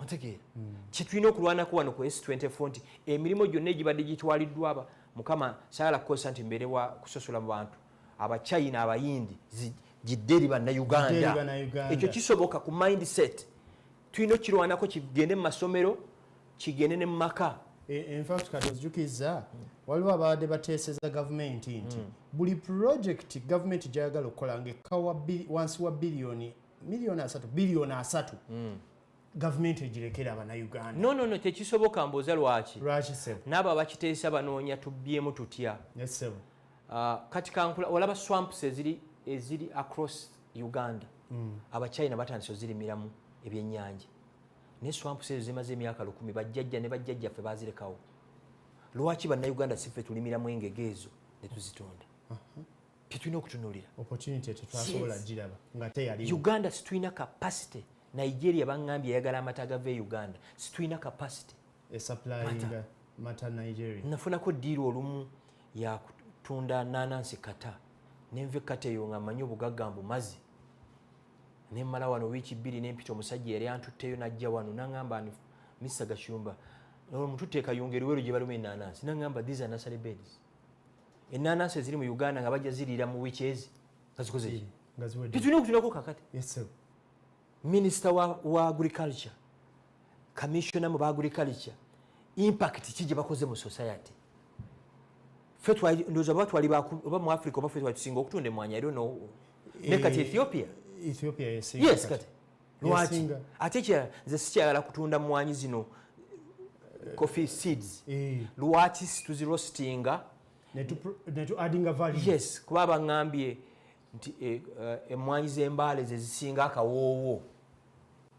Ontegeera ndo. Kati mmwe baganda baffe ab'embalala lwaki mutunda amata mu bidomola? Amata gaali badde gapaakingibwa from Mbalala. Tulina okutunako wano. Ate kaakati awo ne kinzijukiza akantu kali oli ke yagambye nti baliibi we batusingira bo. Germany in 2014 research negenda neraga nti Germany etugulako emwanyi yefa abamu ku bantu abasinga okuweerezayo emwanyi. Nenga emwanyi gye tutunde Germany contributing less than 10% to our GDP. Waliwo kyegendereza nti ebungereza buli lwolaba amajani g'ebungereza galiko Great Britain. Banda ge Great Britain gye balimira. Ate nga tebalima kwa research yalaga nti Germany terimangako mwanyi n'emu naye ng'etunda coffee baleetera over $1 trillion per year. Ati kyebayita smart business. Bongera mu value. Yes. Kyekyo badde ogamba kati amata agava embalala singa abanambalala basalawo nti mu kifo gy'okumala gatunda bwetti amata gavudde mu faamu leka tugongeremu value oba tugaprocessingemu yogati oba tugaprocessingemu gundi omuzigo ebintu bwe bityo ne tutunda ekintu nga we wanditundidde lita y'amata ku 2,000 osobola okutunda ekintu ekivudde mu lita y'amata. Anti ulira amata galimu ebintu nga bina. Galimu amata, galimu omuzigo, galimu butter, ice cream. You are getting me. Yes, sir. Ne lwaki amata gano gawo omuntu gw'otamanyi n'agakola mu byayagala? Lwaki tunywa amata gali imported? Amagye gaffe gali Somalia. Okimanyi nti amagye gaffe gali Somalia ebintu byonna bye gakozesa biva South Africa, biva Brazil. Amagye gaffe gali Somalia gali badde ganywa wava water. Yes. Naffe kye tufunamu. America tegenda nko mu lutalo oba Iraq oba Afghanistan nga terina reason. Twagenda South Sudan. Kiki tubadde tutunde South Sudan? Bye tulina okutunako ng'ebyo ku smart 24. So ebibuga byonna all over the world olina okuba nga olina kyokola ki. Naye ekirala okwongera value add kizzeeyo ku mata ogapaakinze. Enseenene ezo ziraba. Omuntu bw'anajja wano mugezigezi ajja kwongera value ku nseenene ezo weewuunye. Otegeera ndowooza. Weewuunye value add. I'll give you an example. Okimanyi nti sijja kyogera wano business. Sijja kyogera. Bajja tuscoopinga sijja kyogera wano. So kyenkulaga nti teri kyenkana value add. Ekyokubiri tobuleminga bannayuganda bali ku social media for wrong reasons. Tewali muntu abadde abalaga kintu kituufu.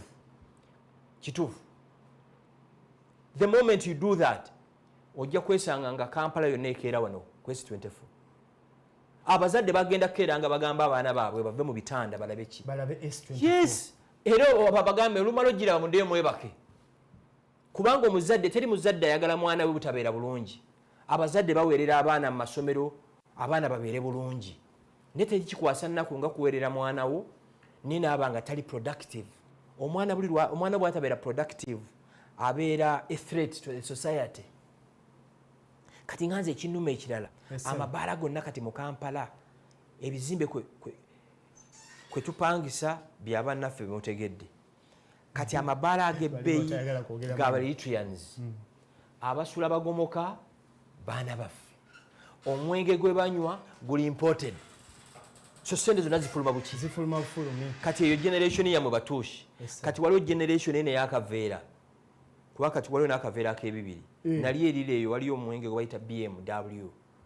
Nga bagamba bakuyita BMW bw'emmoloka yakulema okugula ginywere muki? Mu kaveera. You're getting me? Yes. Omulimu tulina munene. Naye okimanyi nti Abannayuganda yefe abasigazza mu bwavu mu by'okusaaga. No. Wookolera omwenge ogw'essiringi 2 mu kaveera. Kati kankubuuze omanyi sente zakola gukola. Kwata simu yaawo omultiplying sockets 1 billion sockets 1 billion nga buli kasaketi okafunako siringi 6 only 60 shillings. You'll be shocked.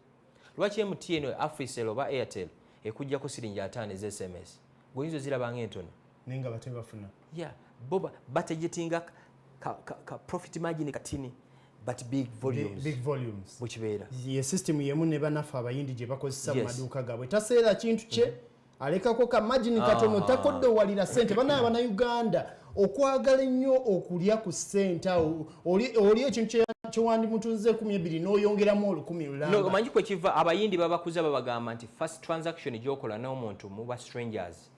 transaction zonna ezizzeeko iwe family. Omuyindi bw'atandika okolagana naawe aba ayagala akolagane naawe forever. Kati gwe bw'okolagana nange oba toyagala oba kyofa ku zinzijjako ez'okuwola olunaku ebiddiirira tobikola ki kyova olaba kizibu nnyo. Mbulyayo munnayuganda omwe yali afudde ng'abadde ng'alina success story.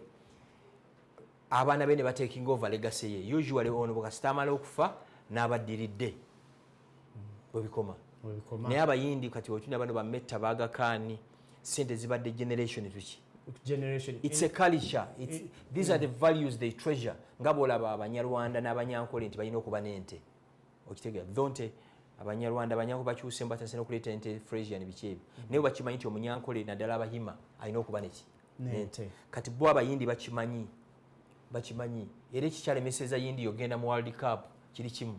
Bwe banagenda mu World Cup bayinza okugulawo obuduuka eyo ku gundi gye batutte World Cup. Okitegeera ndowooza. Basanga mu kiyosiki. Ti bano bazze mu World Cup bazze kukola business. You're getting me? So it's kibakuliramu ti customer yasinga. Work ethics. Nze expecting kuyingira nga ku S24 nga bamopinga beera no. I know kwera ina kujja match earlier than me. Yes bwe okuba. Yes.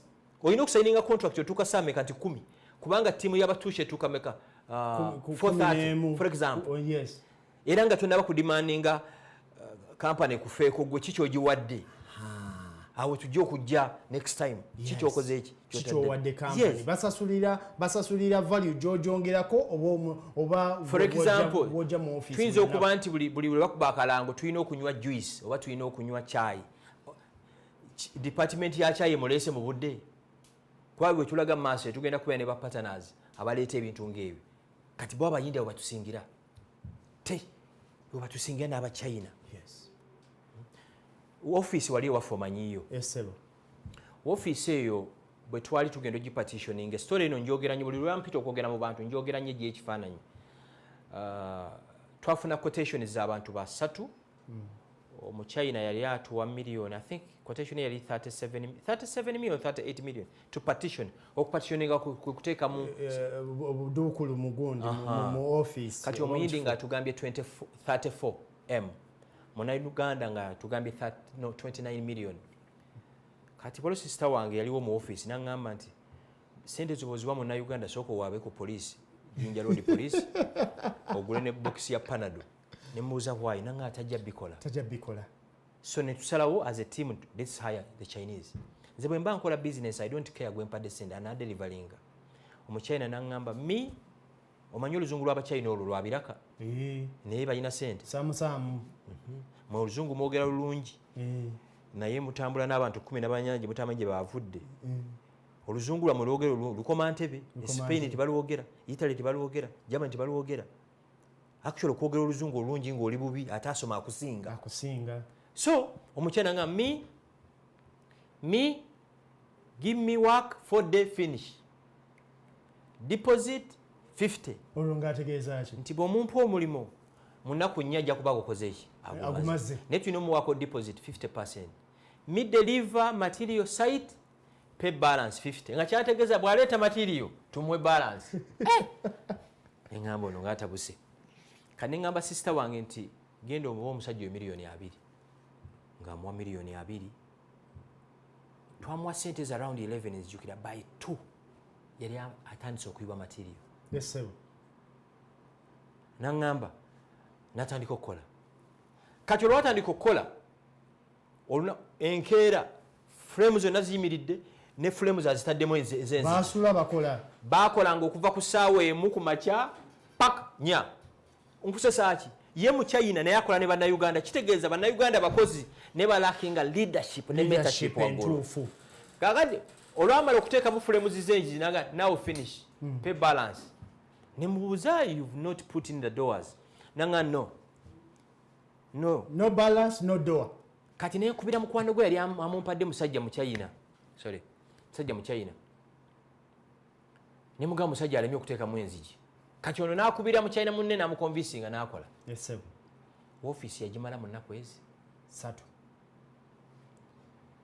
Ne ŋŋamba sister wange Veronica genda omwe million 14. Ne mugagenda ote sente ezo n'azireeta nenzimuwa sente kati office nga bwomanyi mpya nga temuli kantu netukwata amawulire n'agayiwa wansi n'agamba sit nze sit n'akwata mu ngalo n'agamba thank you me being in Uganda 7 years not seen a person like you nemuuza why Uganda finish work run away not pay ompulidde yes omusajja oyo yatulaga nti bannayuganda kasita ye kyafa kujjako kasente oba mukozesa akute.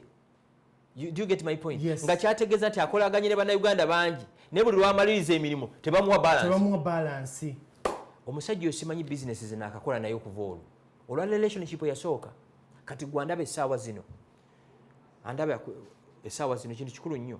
Olumu tubulaminga ba sisters baffe bajja baffe simanya bajjajja ffe tebaliko obuzibu ababaloga tebaliyo baloga abo gwoliko obuzibu era nkigamba nnyo abantu bw'oba oyagala okumanya nti oli clean zuuka ku makya ga leero naaba omubiri weesibe tawel enjeru kuba gye expecting omuntu okwesiba tawel enjeru yimira mu dressing mirror obuuze omwantu gwolaba mu dressing mirror nti bwe nakuwola sente ononsasula ajja kuga nti wakewola ku bantu 20 tolina gwokola ki gwosasula behaviors affe abayindi abo boolaba kyakola kupangisa dduuka ne bamuwa ebintu on credit ne munnayuganda bwemuwa ebintu on credit mundeebaawo ng'avaawo ng'agenda ekyengera bw'ava ekyengera mpigi oluva empigi mu nnyendo you're getting me so ne tumaliriza nti behaviors zaffe olumu ze zihindalinga what we do omulimu ogukola nga bw'olina ogukola be bakuwa ebyamaguzi obisasula. Mu Uganda muno mulimu abantu abalina miliyoni 5 ziri ku akawunti nga bazeerabira zali wiringi okuwa gwe tuushi ozikozese nagamba ngenda kukyajinga only 5% n'ekibuuzo kiri nti tuushi banakuwa sente zino ogenda kukola kye wamusuubiza. Kibuuzo kyakulowoozaako naawe ng'omunnayuganda akedde okulaba smart talk wano ku show yaffe gye bayise smart rise of course ku tv yaffe eya smart24 tukusaba olowooze ku bino ebibuuzo Frank Gashumba byagezako okuwa. Jjukira obugagga bwo y'essanyu lyaffe ate obugagga bwaffe buyamba ggwe. Sigala ng'otunuulira ng'olaba tv yaffe eno ng'olaba programu yaffe eya smart talk tujja nga tukomyewo mu kuwumula kuno.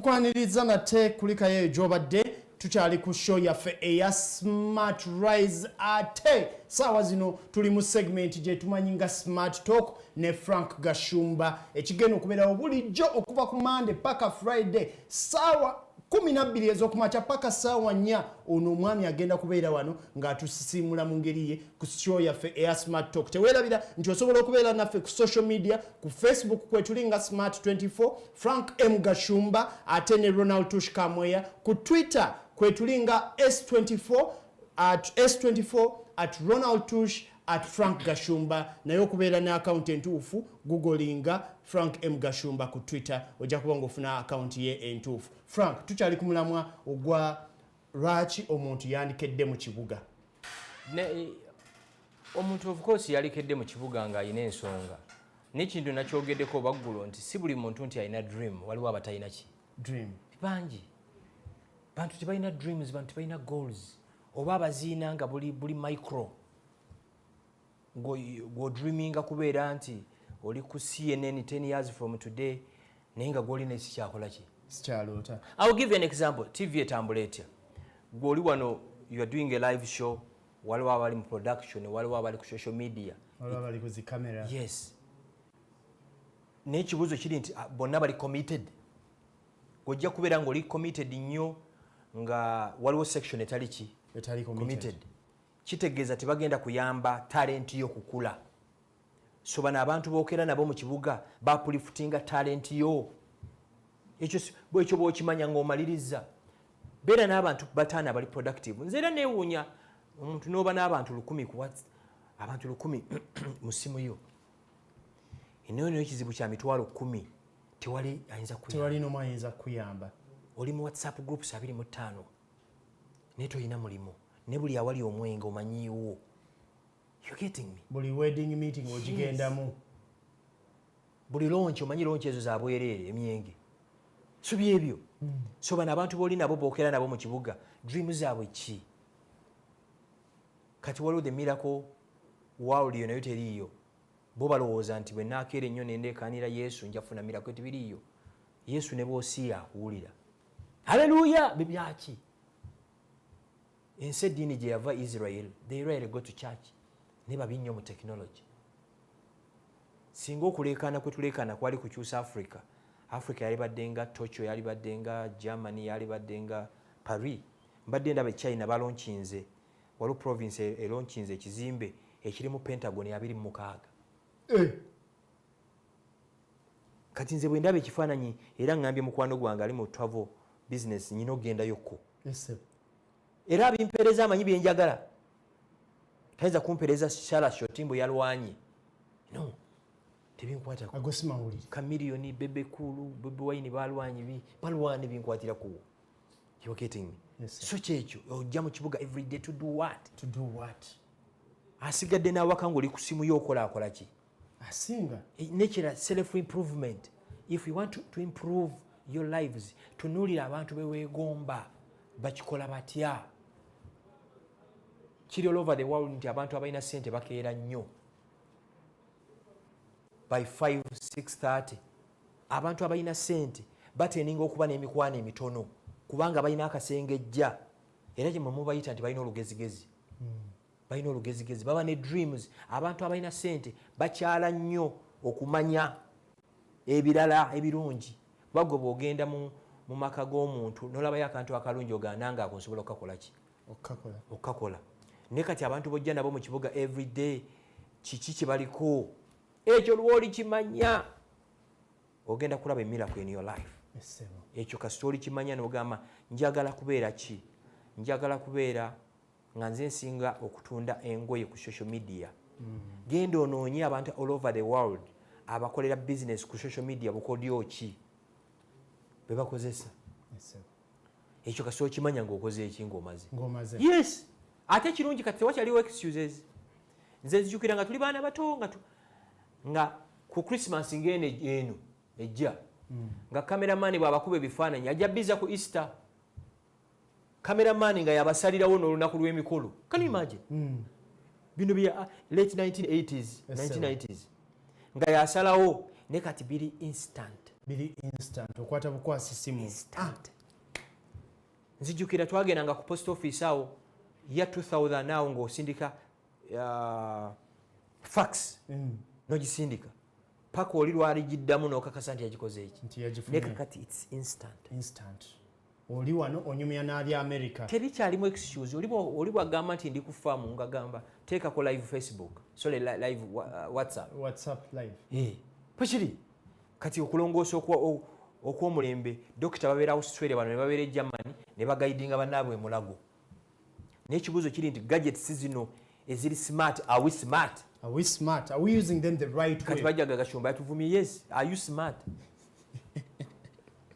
Buli lunaku ogula data, ogula bundles. G'ofunamu ki? Singa ogenze mu Airtel, MTN, Africell n'obagamba mumpe breakdown wa data gwe nkozesezza omwaka guno. Yes sir.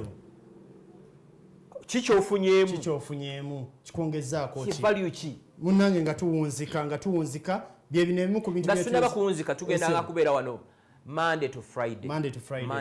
If you want a change in your life, bw'oba oyagala enkyukakyuka mu bulamu bwo entuufu, I can assure you ojja kuwa testimony ya from today.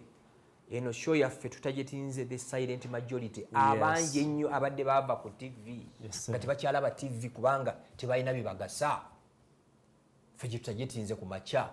Omwana omuto osobola okukeeranga ku makya n'ozuukuka n'olaba show yaffe n'oddayo n'okola ebintu ebiki ebirala.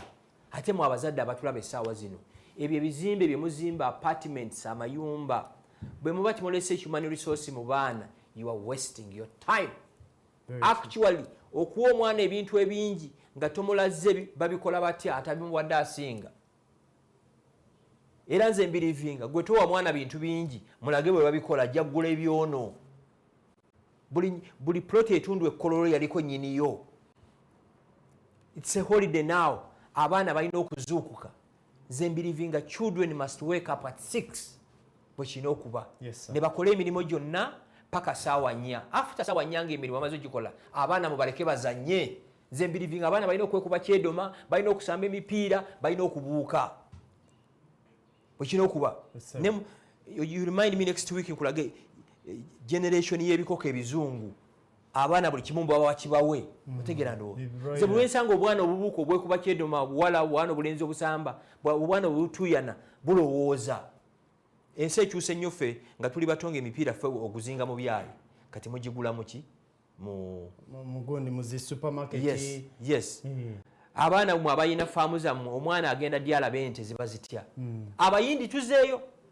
Omwana w'omuyindi asiiba ne kitaawe mu dduuka kasitaata bakusomero abeera mu dduuka. Omwana n'ayigiriza omuyindi n'ayigiriza omwana we Gashumba yanyamba mu kino, Tushi yanyamba mu kino, Nabeeta yanyamba mu kiri, Kasumba yanyamba mu kiri.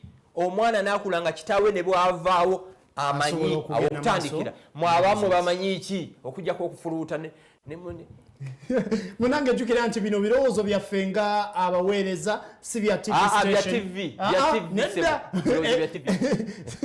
Birowoozo bya TV. Birowoozo bya TV. Of course tukyali wano ku Smart Talk, Smart Rise. Tukomawo ne Business Insights. Yenze Ronald Tushkamweya awamu ne Frank Gashumba. Sisimuka Uganda. Owa Sisimuka Uganda. Tovaawo.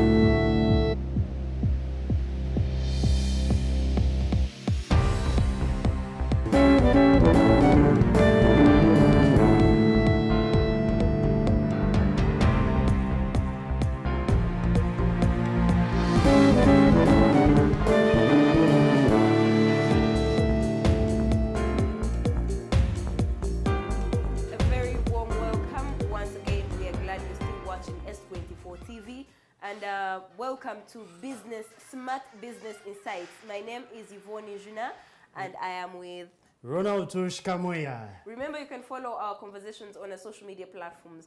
On Twitter, we're at S24 TV, and on Facebook, we are at smart24 TV. Right now, let's have a look at the fuel prices. Yes, indeed.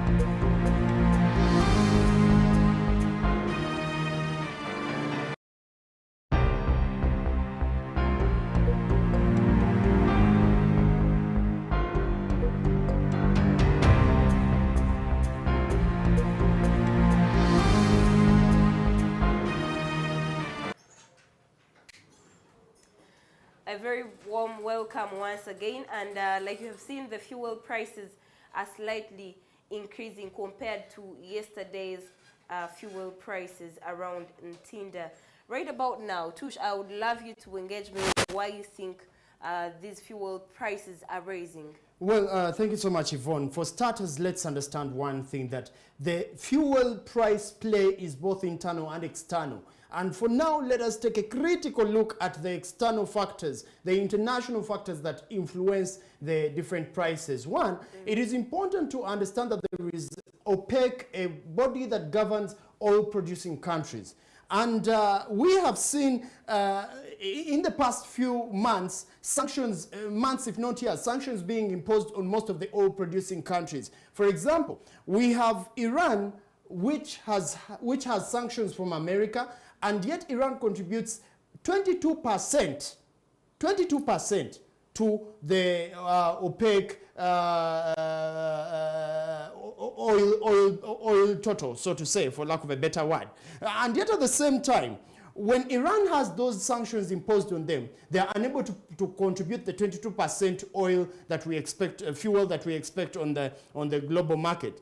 Now, other countries that have had sanctions imposed on them include Venezuela. Venezuela has sanctions on account of its instabilities, especially with the drug wars that are going on. Yeah. Libya, ever since the Arab Spring started, there have been a lot of political instabilities, and as a result, Libya, which also greatly contributed to the total fuel in the world, has had those sanctions imposed on them. However, not only sanctions are as a factor, we have other factors that contribute to the increase in oil prices.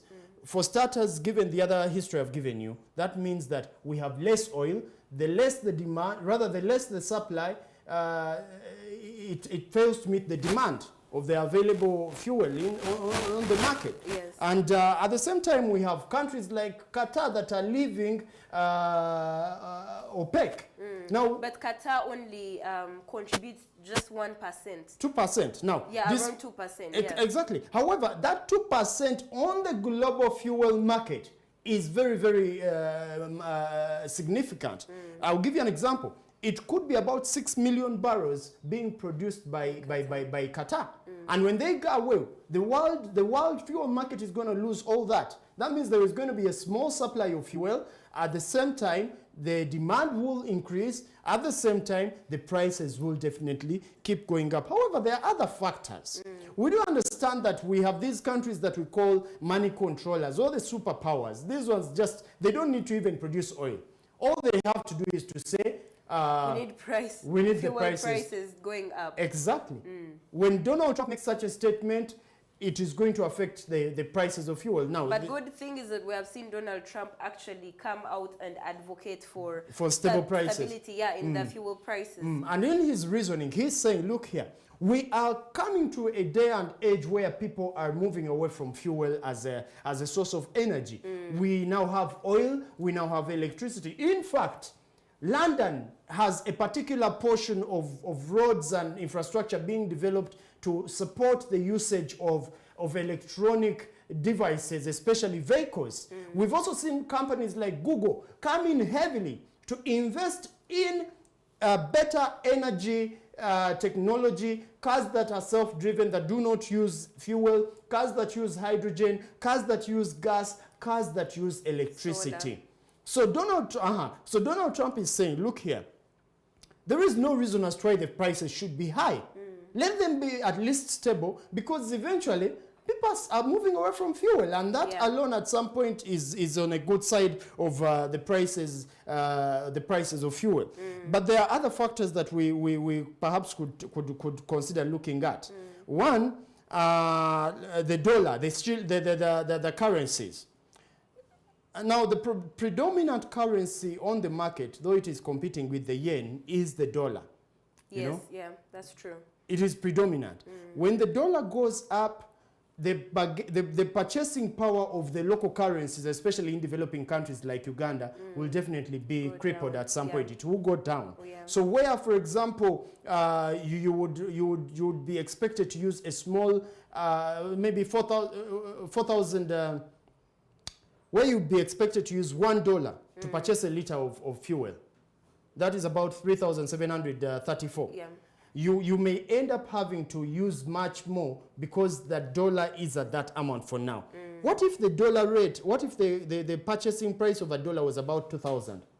That means the price would ideally come a little down. Yes, that means the American who is using $1 to buy fuel is almost similar to the Ugandan who uses 2,000 shillings worth of a dollar to buy the fuel. So as long as international currencies keep strengthening against the local currency, it is going to affect the prices of some of these commodities, especially the commodity in question right now, that is fuel.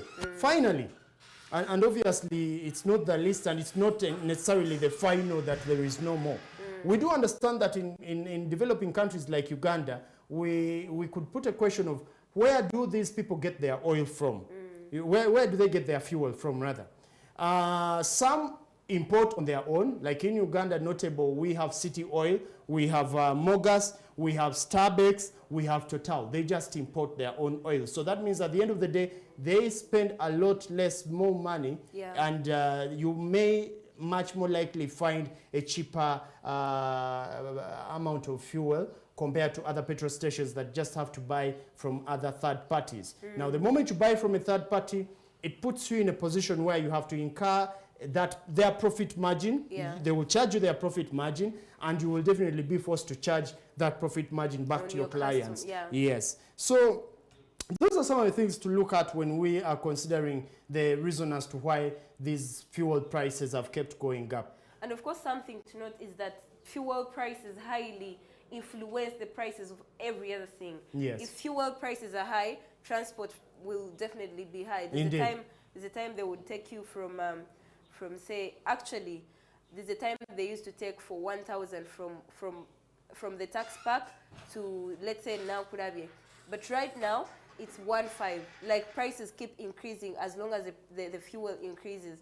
Also, the commodities on the market will keep on increasing when the fuel is increasing. So I think there's need for Uganda as a country to get our hands on that oil that we need. Of course, come 2021, hopefully that will be a possibility. Obviously, we have seen in the past some of these realities being taken away from whether the players coming into us will not be able to achieve those realities. I hope they don't push us back. We thank you so much for watching the Business Insights. And right about now, we're going to be going for a break, and we'll be coming back with the flight prices.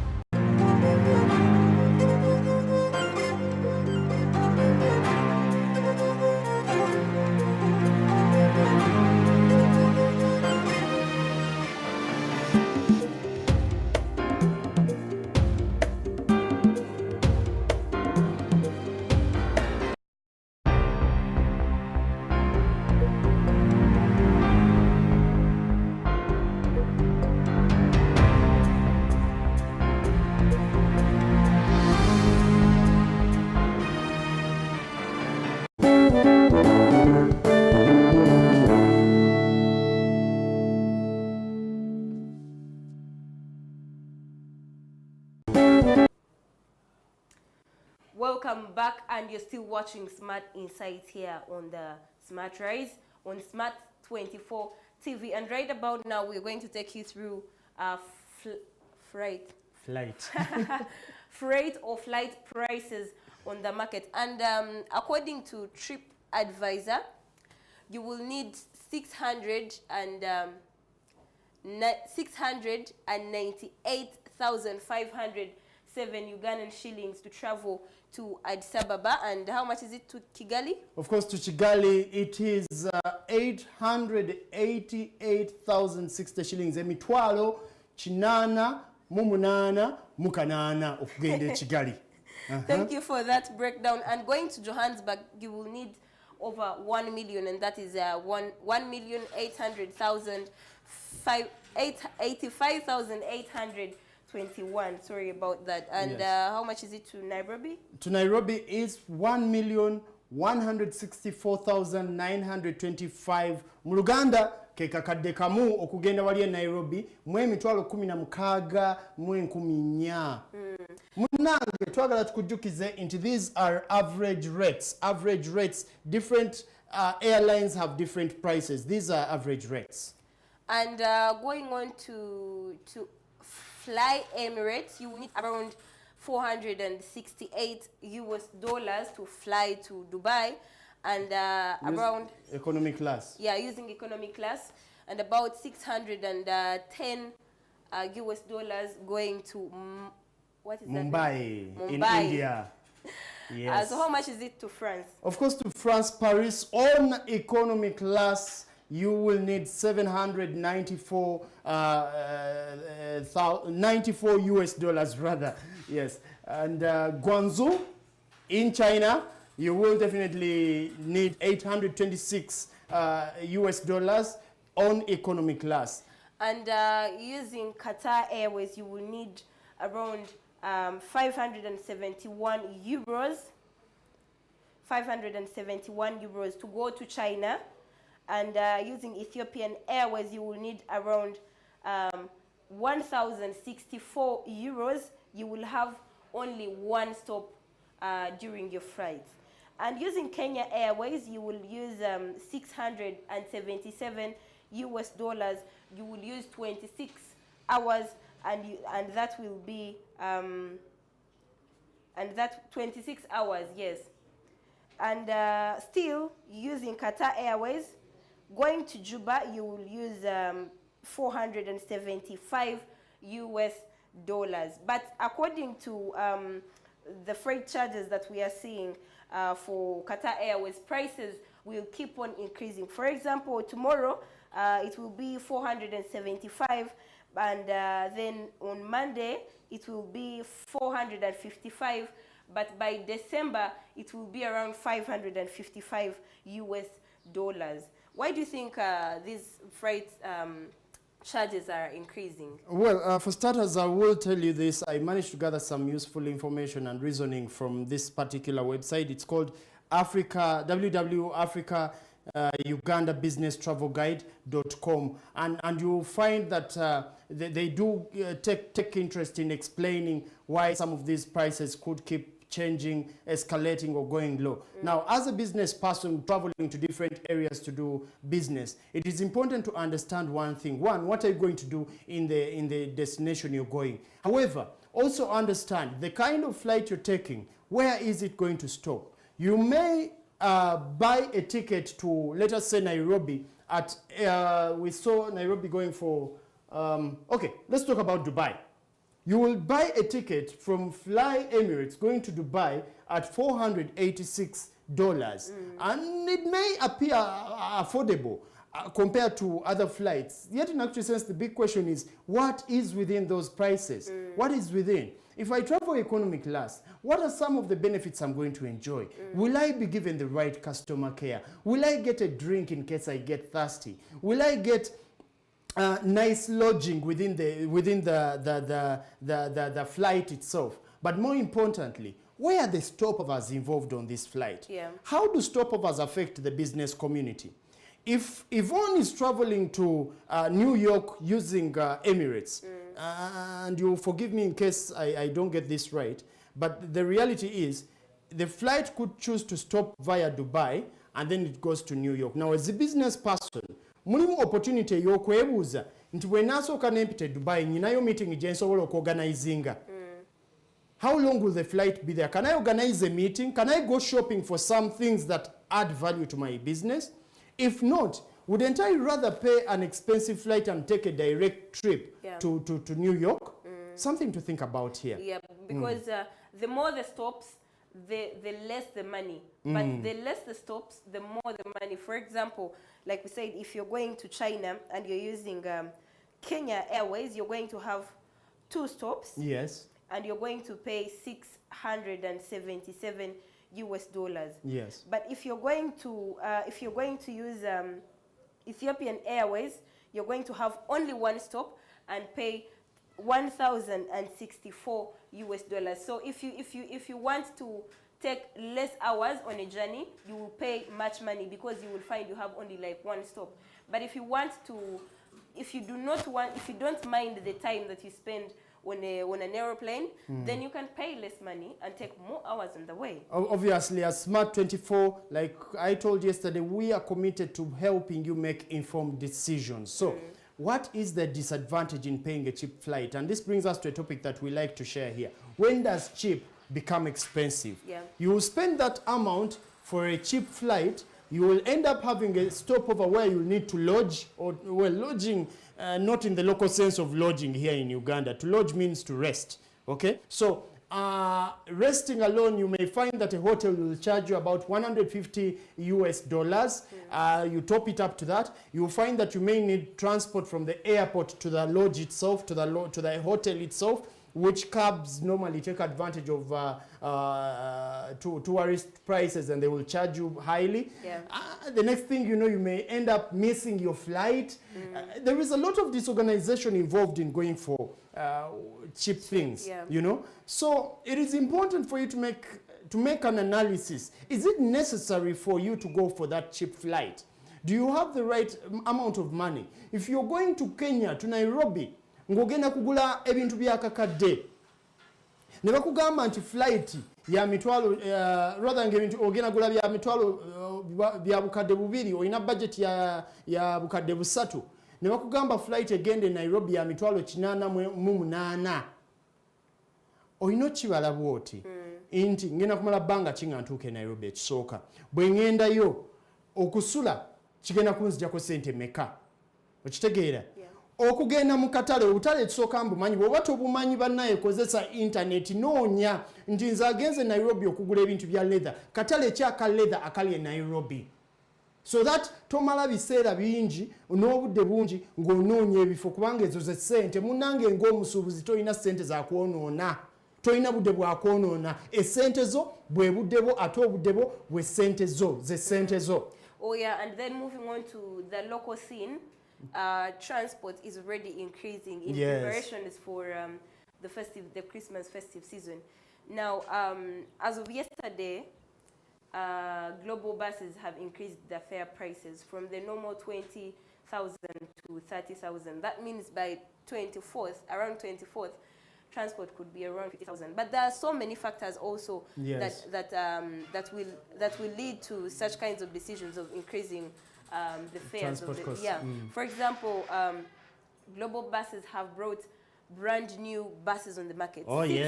Six of them, because they know that their customers want the luxury of paying that money, and no matter the amount of money that people pay, they don't care. You will find a very, very long line on global buses because they know they will receive the worth of that money. Also, Horizon buses, before the late Charles died, he had also secured in some new buses.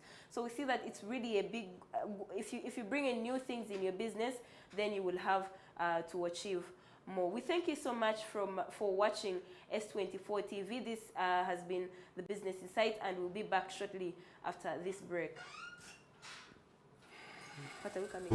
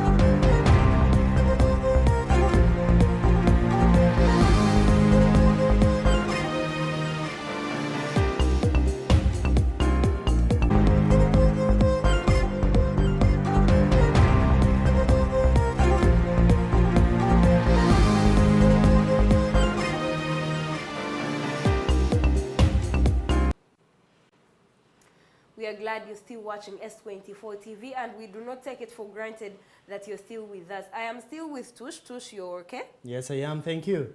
And we are going to still remind you that you can follow us on our social media platforms, and that is S24 TV and Smart24 TV on Facebook. Now we're going to have a look at the fish prices in Chibuye markets, and after that we're going to have a discussion on what usually influences the price rise of the fish and the market of the fish.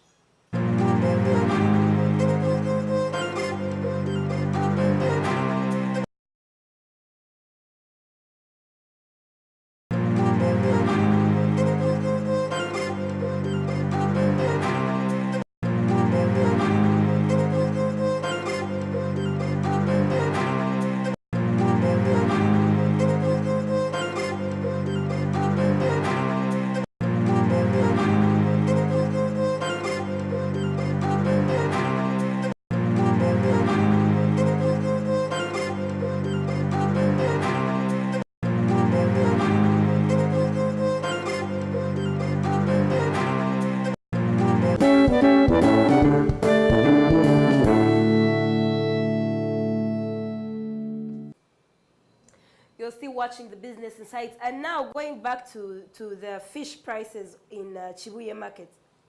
Tush, what do you think about these prices? But first of all, the French madfish is at 9,000. The smoked madfish is at 17,000. Then the Nile perch is at 12,000, the fresh one.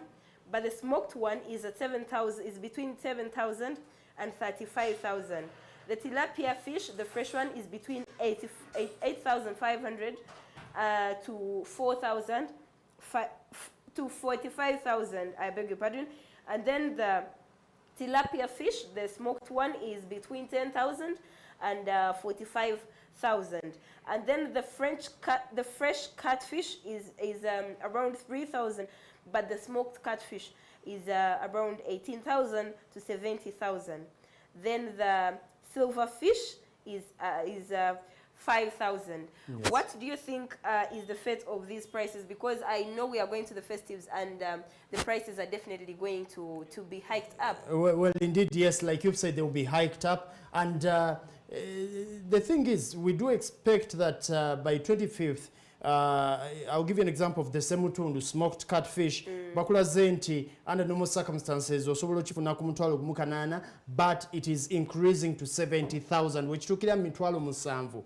There is a very interesting decision for you to make as either as a business person trading in fish, or as a family person that has people who are going to feed on fish. One, how are you going to store this fish? First of all, it's advisable you do the purchasing now, because it's not going to get any better, not anytime soon, at least not until the festive season ends. So we do advise here at Smart24 that it is important for you to buy this early enough, obviously buy responsibly, buy early enough, either refrigerate it, better yet, add value to it, smoke it if you're trading, if you're doing a bulk purchase of fish and you want to sell within the festive season.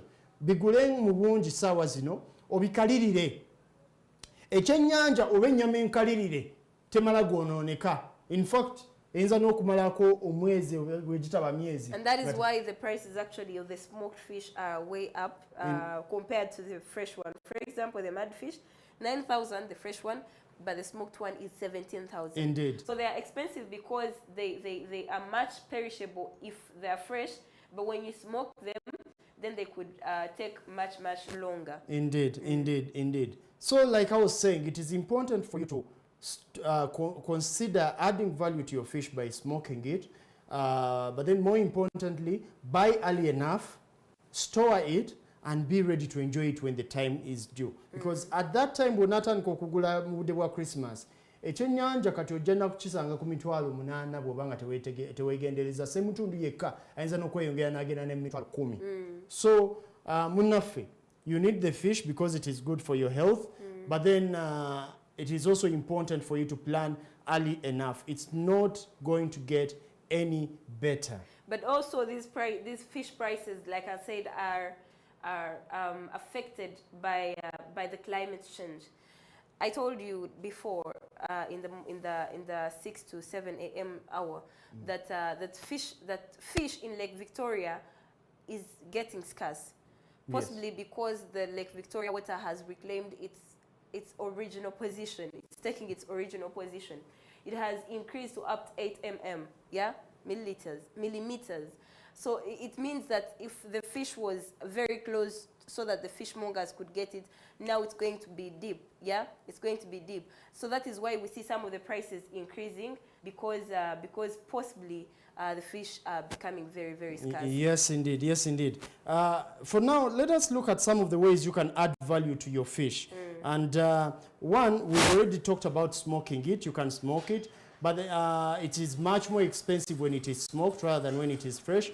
Two, you can consider having what we call fish balls. Whereas we have meatballs, there is also fish balls. And that means that you would ideally get a kilogram of fish, divide it into about, let me see, the last time I consulted with a farmer in Chibuye, a fish farmer in Chibuye, yangamba nti kile emwe y'ekyennyanja asobola okugijjamu bu fish ball obuwerako 20. Simanyi nga bwe batunda technical. Naye ka fish ball akamu eno ekitintale nali nkasanga ku siringi 5.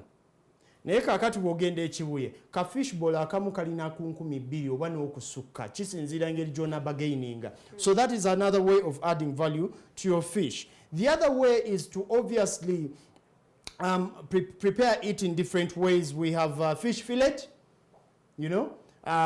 Fish fillet is, you can find one piece of fish providing fish fillet for about how many pieces? About 6 pieces, yes? You know, and that alone, you don't sell it at the same amount that you bought it. Yes. When you sell in pieces, you don't sell the same amount you sell in small parts. We thank you so much. It's been the Business Insight and the show, The Morning. The Smart Rise is still going on. We'll be back after this break.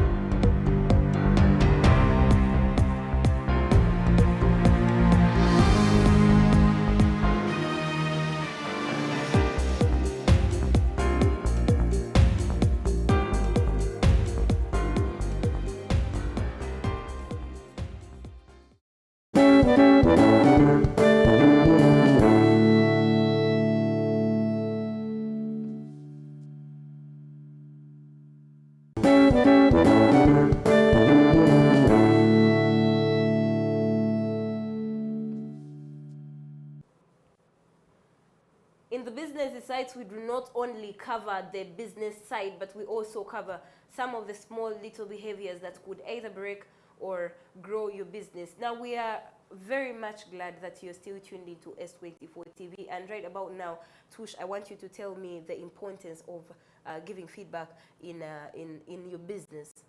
Well, for starters, feedback is the response from your clients about how your goods or services are performing in as far as what they expected from the purchase.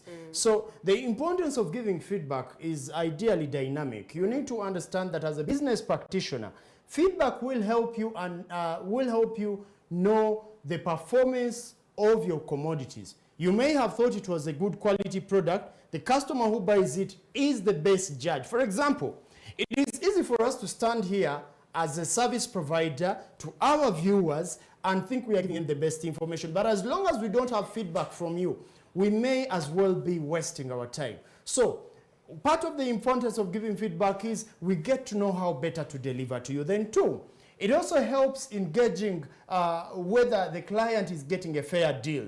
Now, the whole science within a transaction is people need to get a fair deal. The people include the service provider and the customer. The fair deal is, have I paid for, give me an example. Let us say, have I paid for fish? We've been talking about fish a lot. Have I gone to Chibuya and paid for fish? When I've paid for that fish, is it at the right amount? Despite the bargaining and everything, is it fair to me? Do I feel I'm getting the right value? Then as the owner of the fish, are you at the same time being cheated or you're getting a fair deal? The best way you can understand that is through feedback, because you may as well be cheating the client and you never know that. It is important for us to analyze how different people react to different types of feedback. Yeah, we should remember that feedback is two-way, yeah? Yes. It could either be positive or it can be negative. Now, both those types of feedback are very, very important, because the positive one, it will give you a satisfying feeling, yeah? Yes. You know you're doing the right thing. But the negative one will help you to grow your business, because everything, like I usually tell you, it has an advantage and a disadvantage. Yes, indeed. For example, if I went and bought a phone, and then I take it and maybe I do not know how to insert in a SIM card, or I don't know where to insert it from. Then I bring it to your shop and tell you, you know what, I bought this phone from here, but I failed. You know, those business people sometimes have a choice to say, I don't know you didn't buy it here, especially if they did not give you a receipt. But some companies actually go an extra mile, yeah? You know, you go there or you set your complaint and say, for example, I paid my bills, let's say to Umeme. Then I call them and I'm like, I paid my bills to your organization, but I've not yet received the power by now. Maybe after a few hours, they could call you. Some organizations and companies actually call back to the client and say, did it work out for you? Yeah, and it creates a special bond between the service provider and the client. Indeed. Because the client will always feel that the service provider has a thought about them. Indeed. Yeah. I'm reminded of my engagements with, whenever I go to Eastern Uganda, especially Jinja, I love to stay in a luxurious place. So I go to Sea Sand. And when Sea Sand was being constructed, I think sometime last year, the nature of the platform, I had an event there and I was the MC. The nature of the platform was in such a way that people were forced to step in grass all the time, and there was no walkway. I remember going to the manager then, I don't remember his name, and I told him, you know what, I would like to propose that you put some pathways. When he asked why, isn't the green very nice? I told him, yes, it is nice, but as a lover of nature, I feel hurt when I see someone stepping on grass. Yeah. It was a bit of negative, it was almost negative feedback, but it was constructive. Trust me, the last time I was there was during the Global Entrepreneurship Week in Jinja still, and I had an opportunity of staying at Sea Sands. There were very beautiful walkways, they were very well lighted, and I had to go back. First of all, when you give feedback, when you receive feedback, and you receive it in good faith, the client will always want to come back and see, you know, and they would feel they are part of the business. So I feel I'm part of Sea Sands one way or the other, because when I go there, I am able to air out my opinion and they will listen. But then that brings me to the other issue. Feedback, especially negative feedback. How do we make it constructive without it necessarily appearing to be envious feedback? I can give you feedback with an intention of making you fail. That is highly possible. I can give you feedback that contradicts feedback from another person. You know? I can give you feedback that hurts you. It may be constructive, but it hurts you. But as a business person, you do not control what your clients feel. Yeah? Much as you can do something to impact what your clients feel and the satisfaction, you do not control much of what they will feel after receiving that product. For example, there's a small organization I know that designs customer care feedback devices. Now this device has you know these emojis that we usually use on WhatsApp. It has okay, it has very good, it has good, it has okay, it has bad and very bad. Now when you go to a business or an organization or any other office, at the exit, you just press any button that you think is favorable to what you felt, yeah? So people will choose different types of things. You will choose okay, another person will come and choose very bad, depending on what they have felt. But also, they know that that could be inefficient. They know that that method could be inefficient. So what they do is that they put a team of volunteers who do interviews. So they come to you after you have pressed and ask you, were you worked on by a woman? Were you worked on by a man? So for you, tell them and they enter the data. So at the end of the day, they calculate and see women are doing badly in giving feedback or men are doing badly. So they come and sit down with their customers and their staff rather and tell them, you know, we have a report from the citizens and the clients that you're not attending to them well. And that way, whether the feedback was positive or negative, you will have to take it politely. Yes, indeed. Yeah.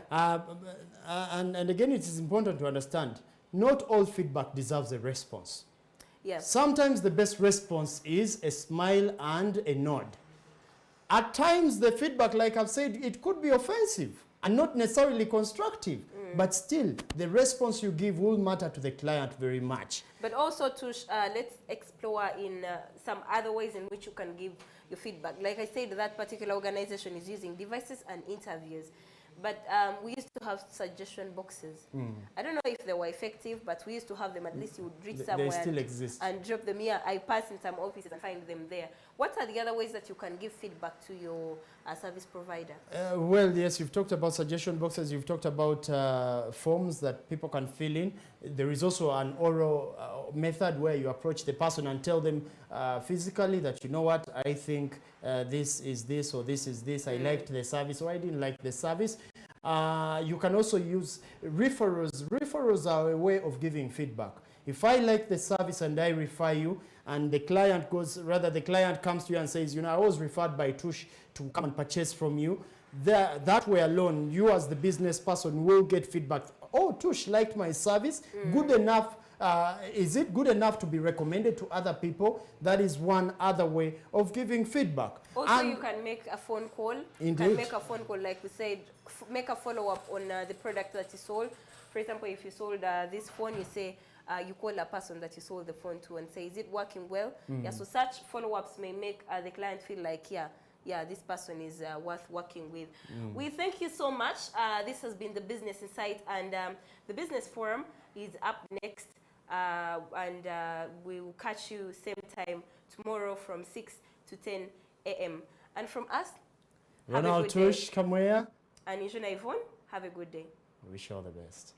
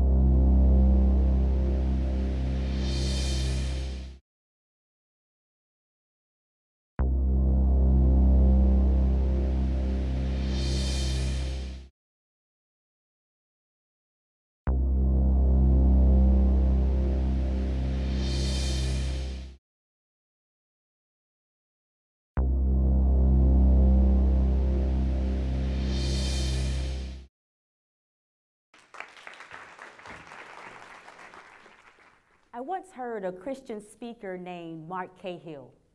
He snapped his fingers and said, every second, 2 people die.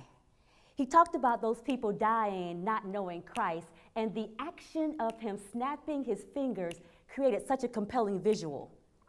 I want to create the same compelling visual for you, but not as it relates to Christ. Imagine billions of people dying at the door of their offices every single morning. This office said, we love that you are different, and what makes you unique is desired here, so come on in here and be different. Just don't talk about it in the office. We all know the taboo topics that you just don't talk about at work. Say them with me: race, religion, and politics. But who are you? Not the shaman at the summit of Mount Everest asking the existential question, who are you? But the I wake up every morning and am this person, who are you? At our core, we are our race, religion, and our politics. These are the keys to what make us unique, yet we are fed this idea that it's okay to be different, we just can't talk about being different, especially not in the office. Let me tell you something. My husband Frank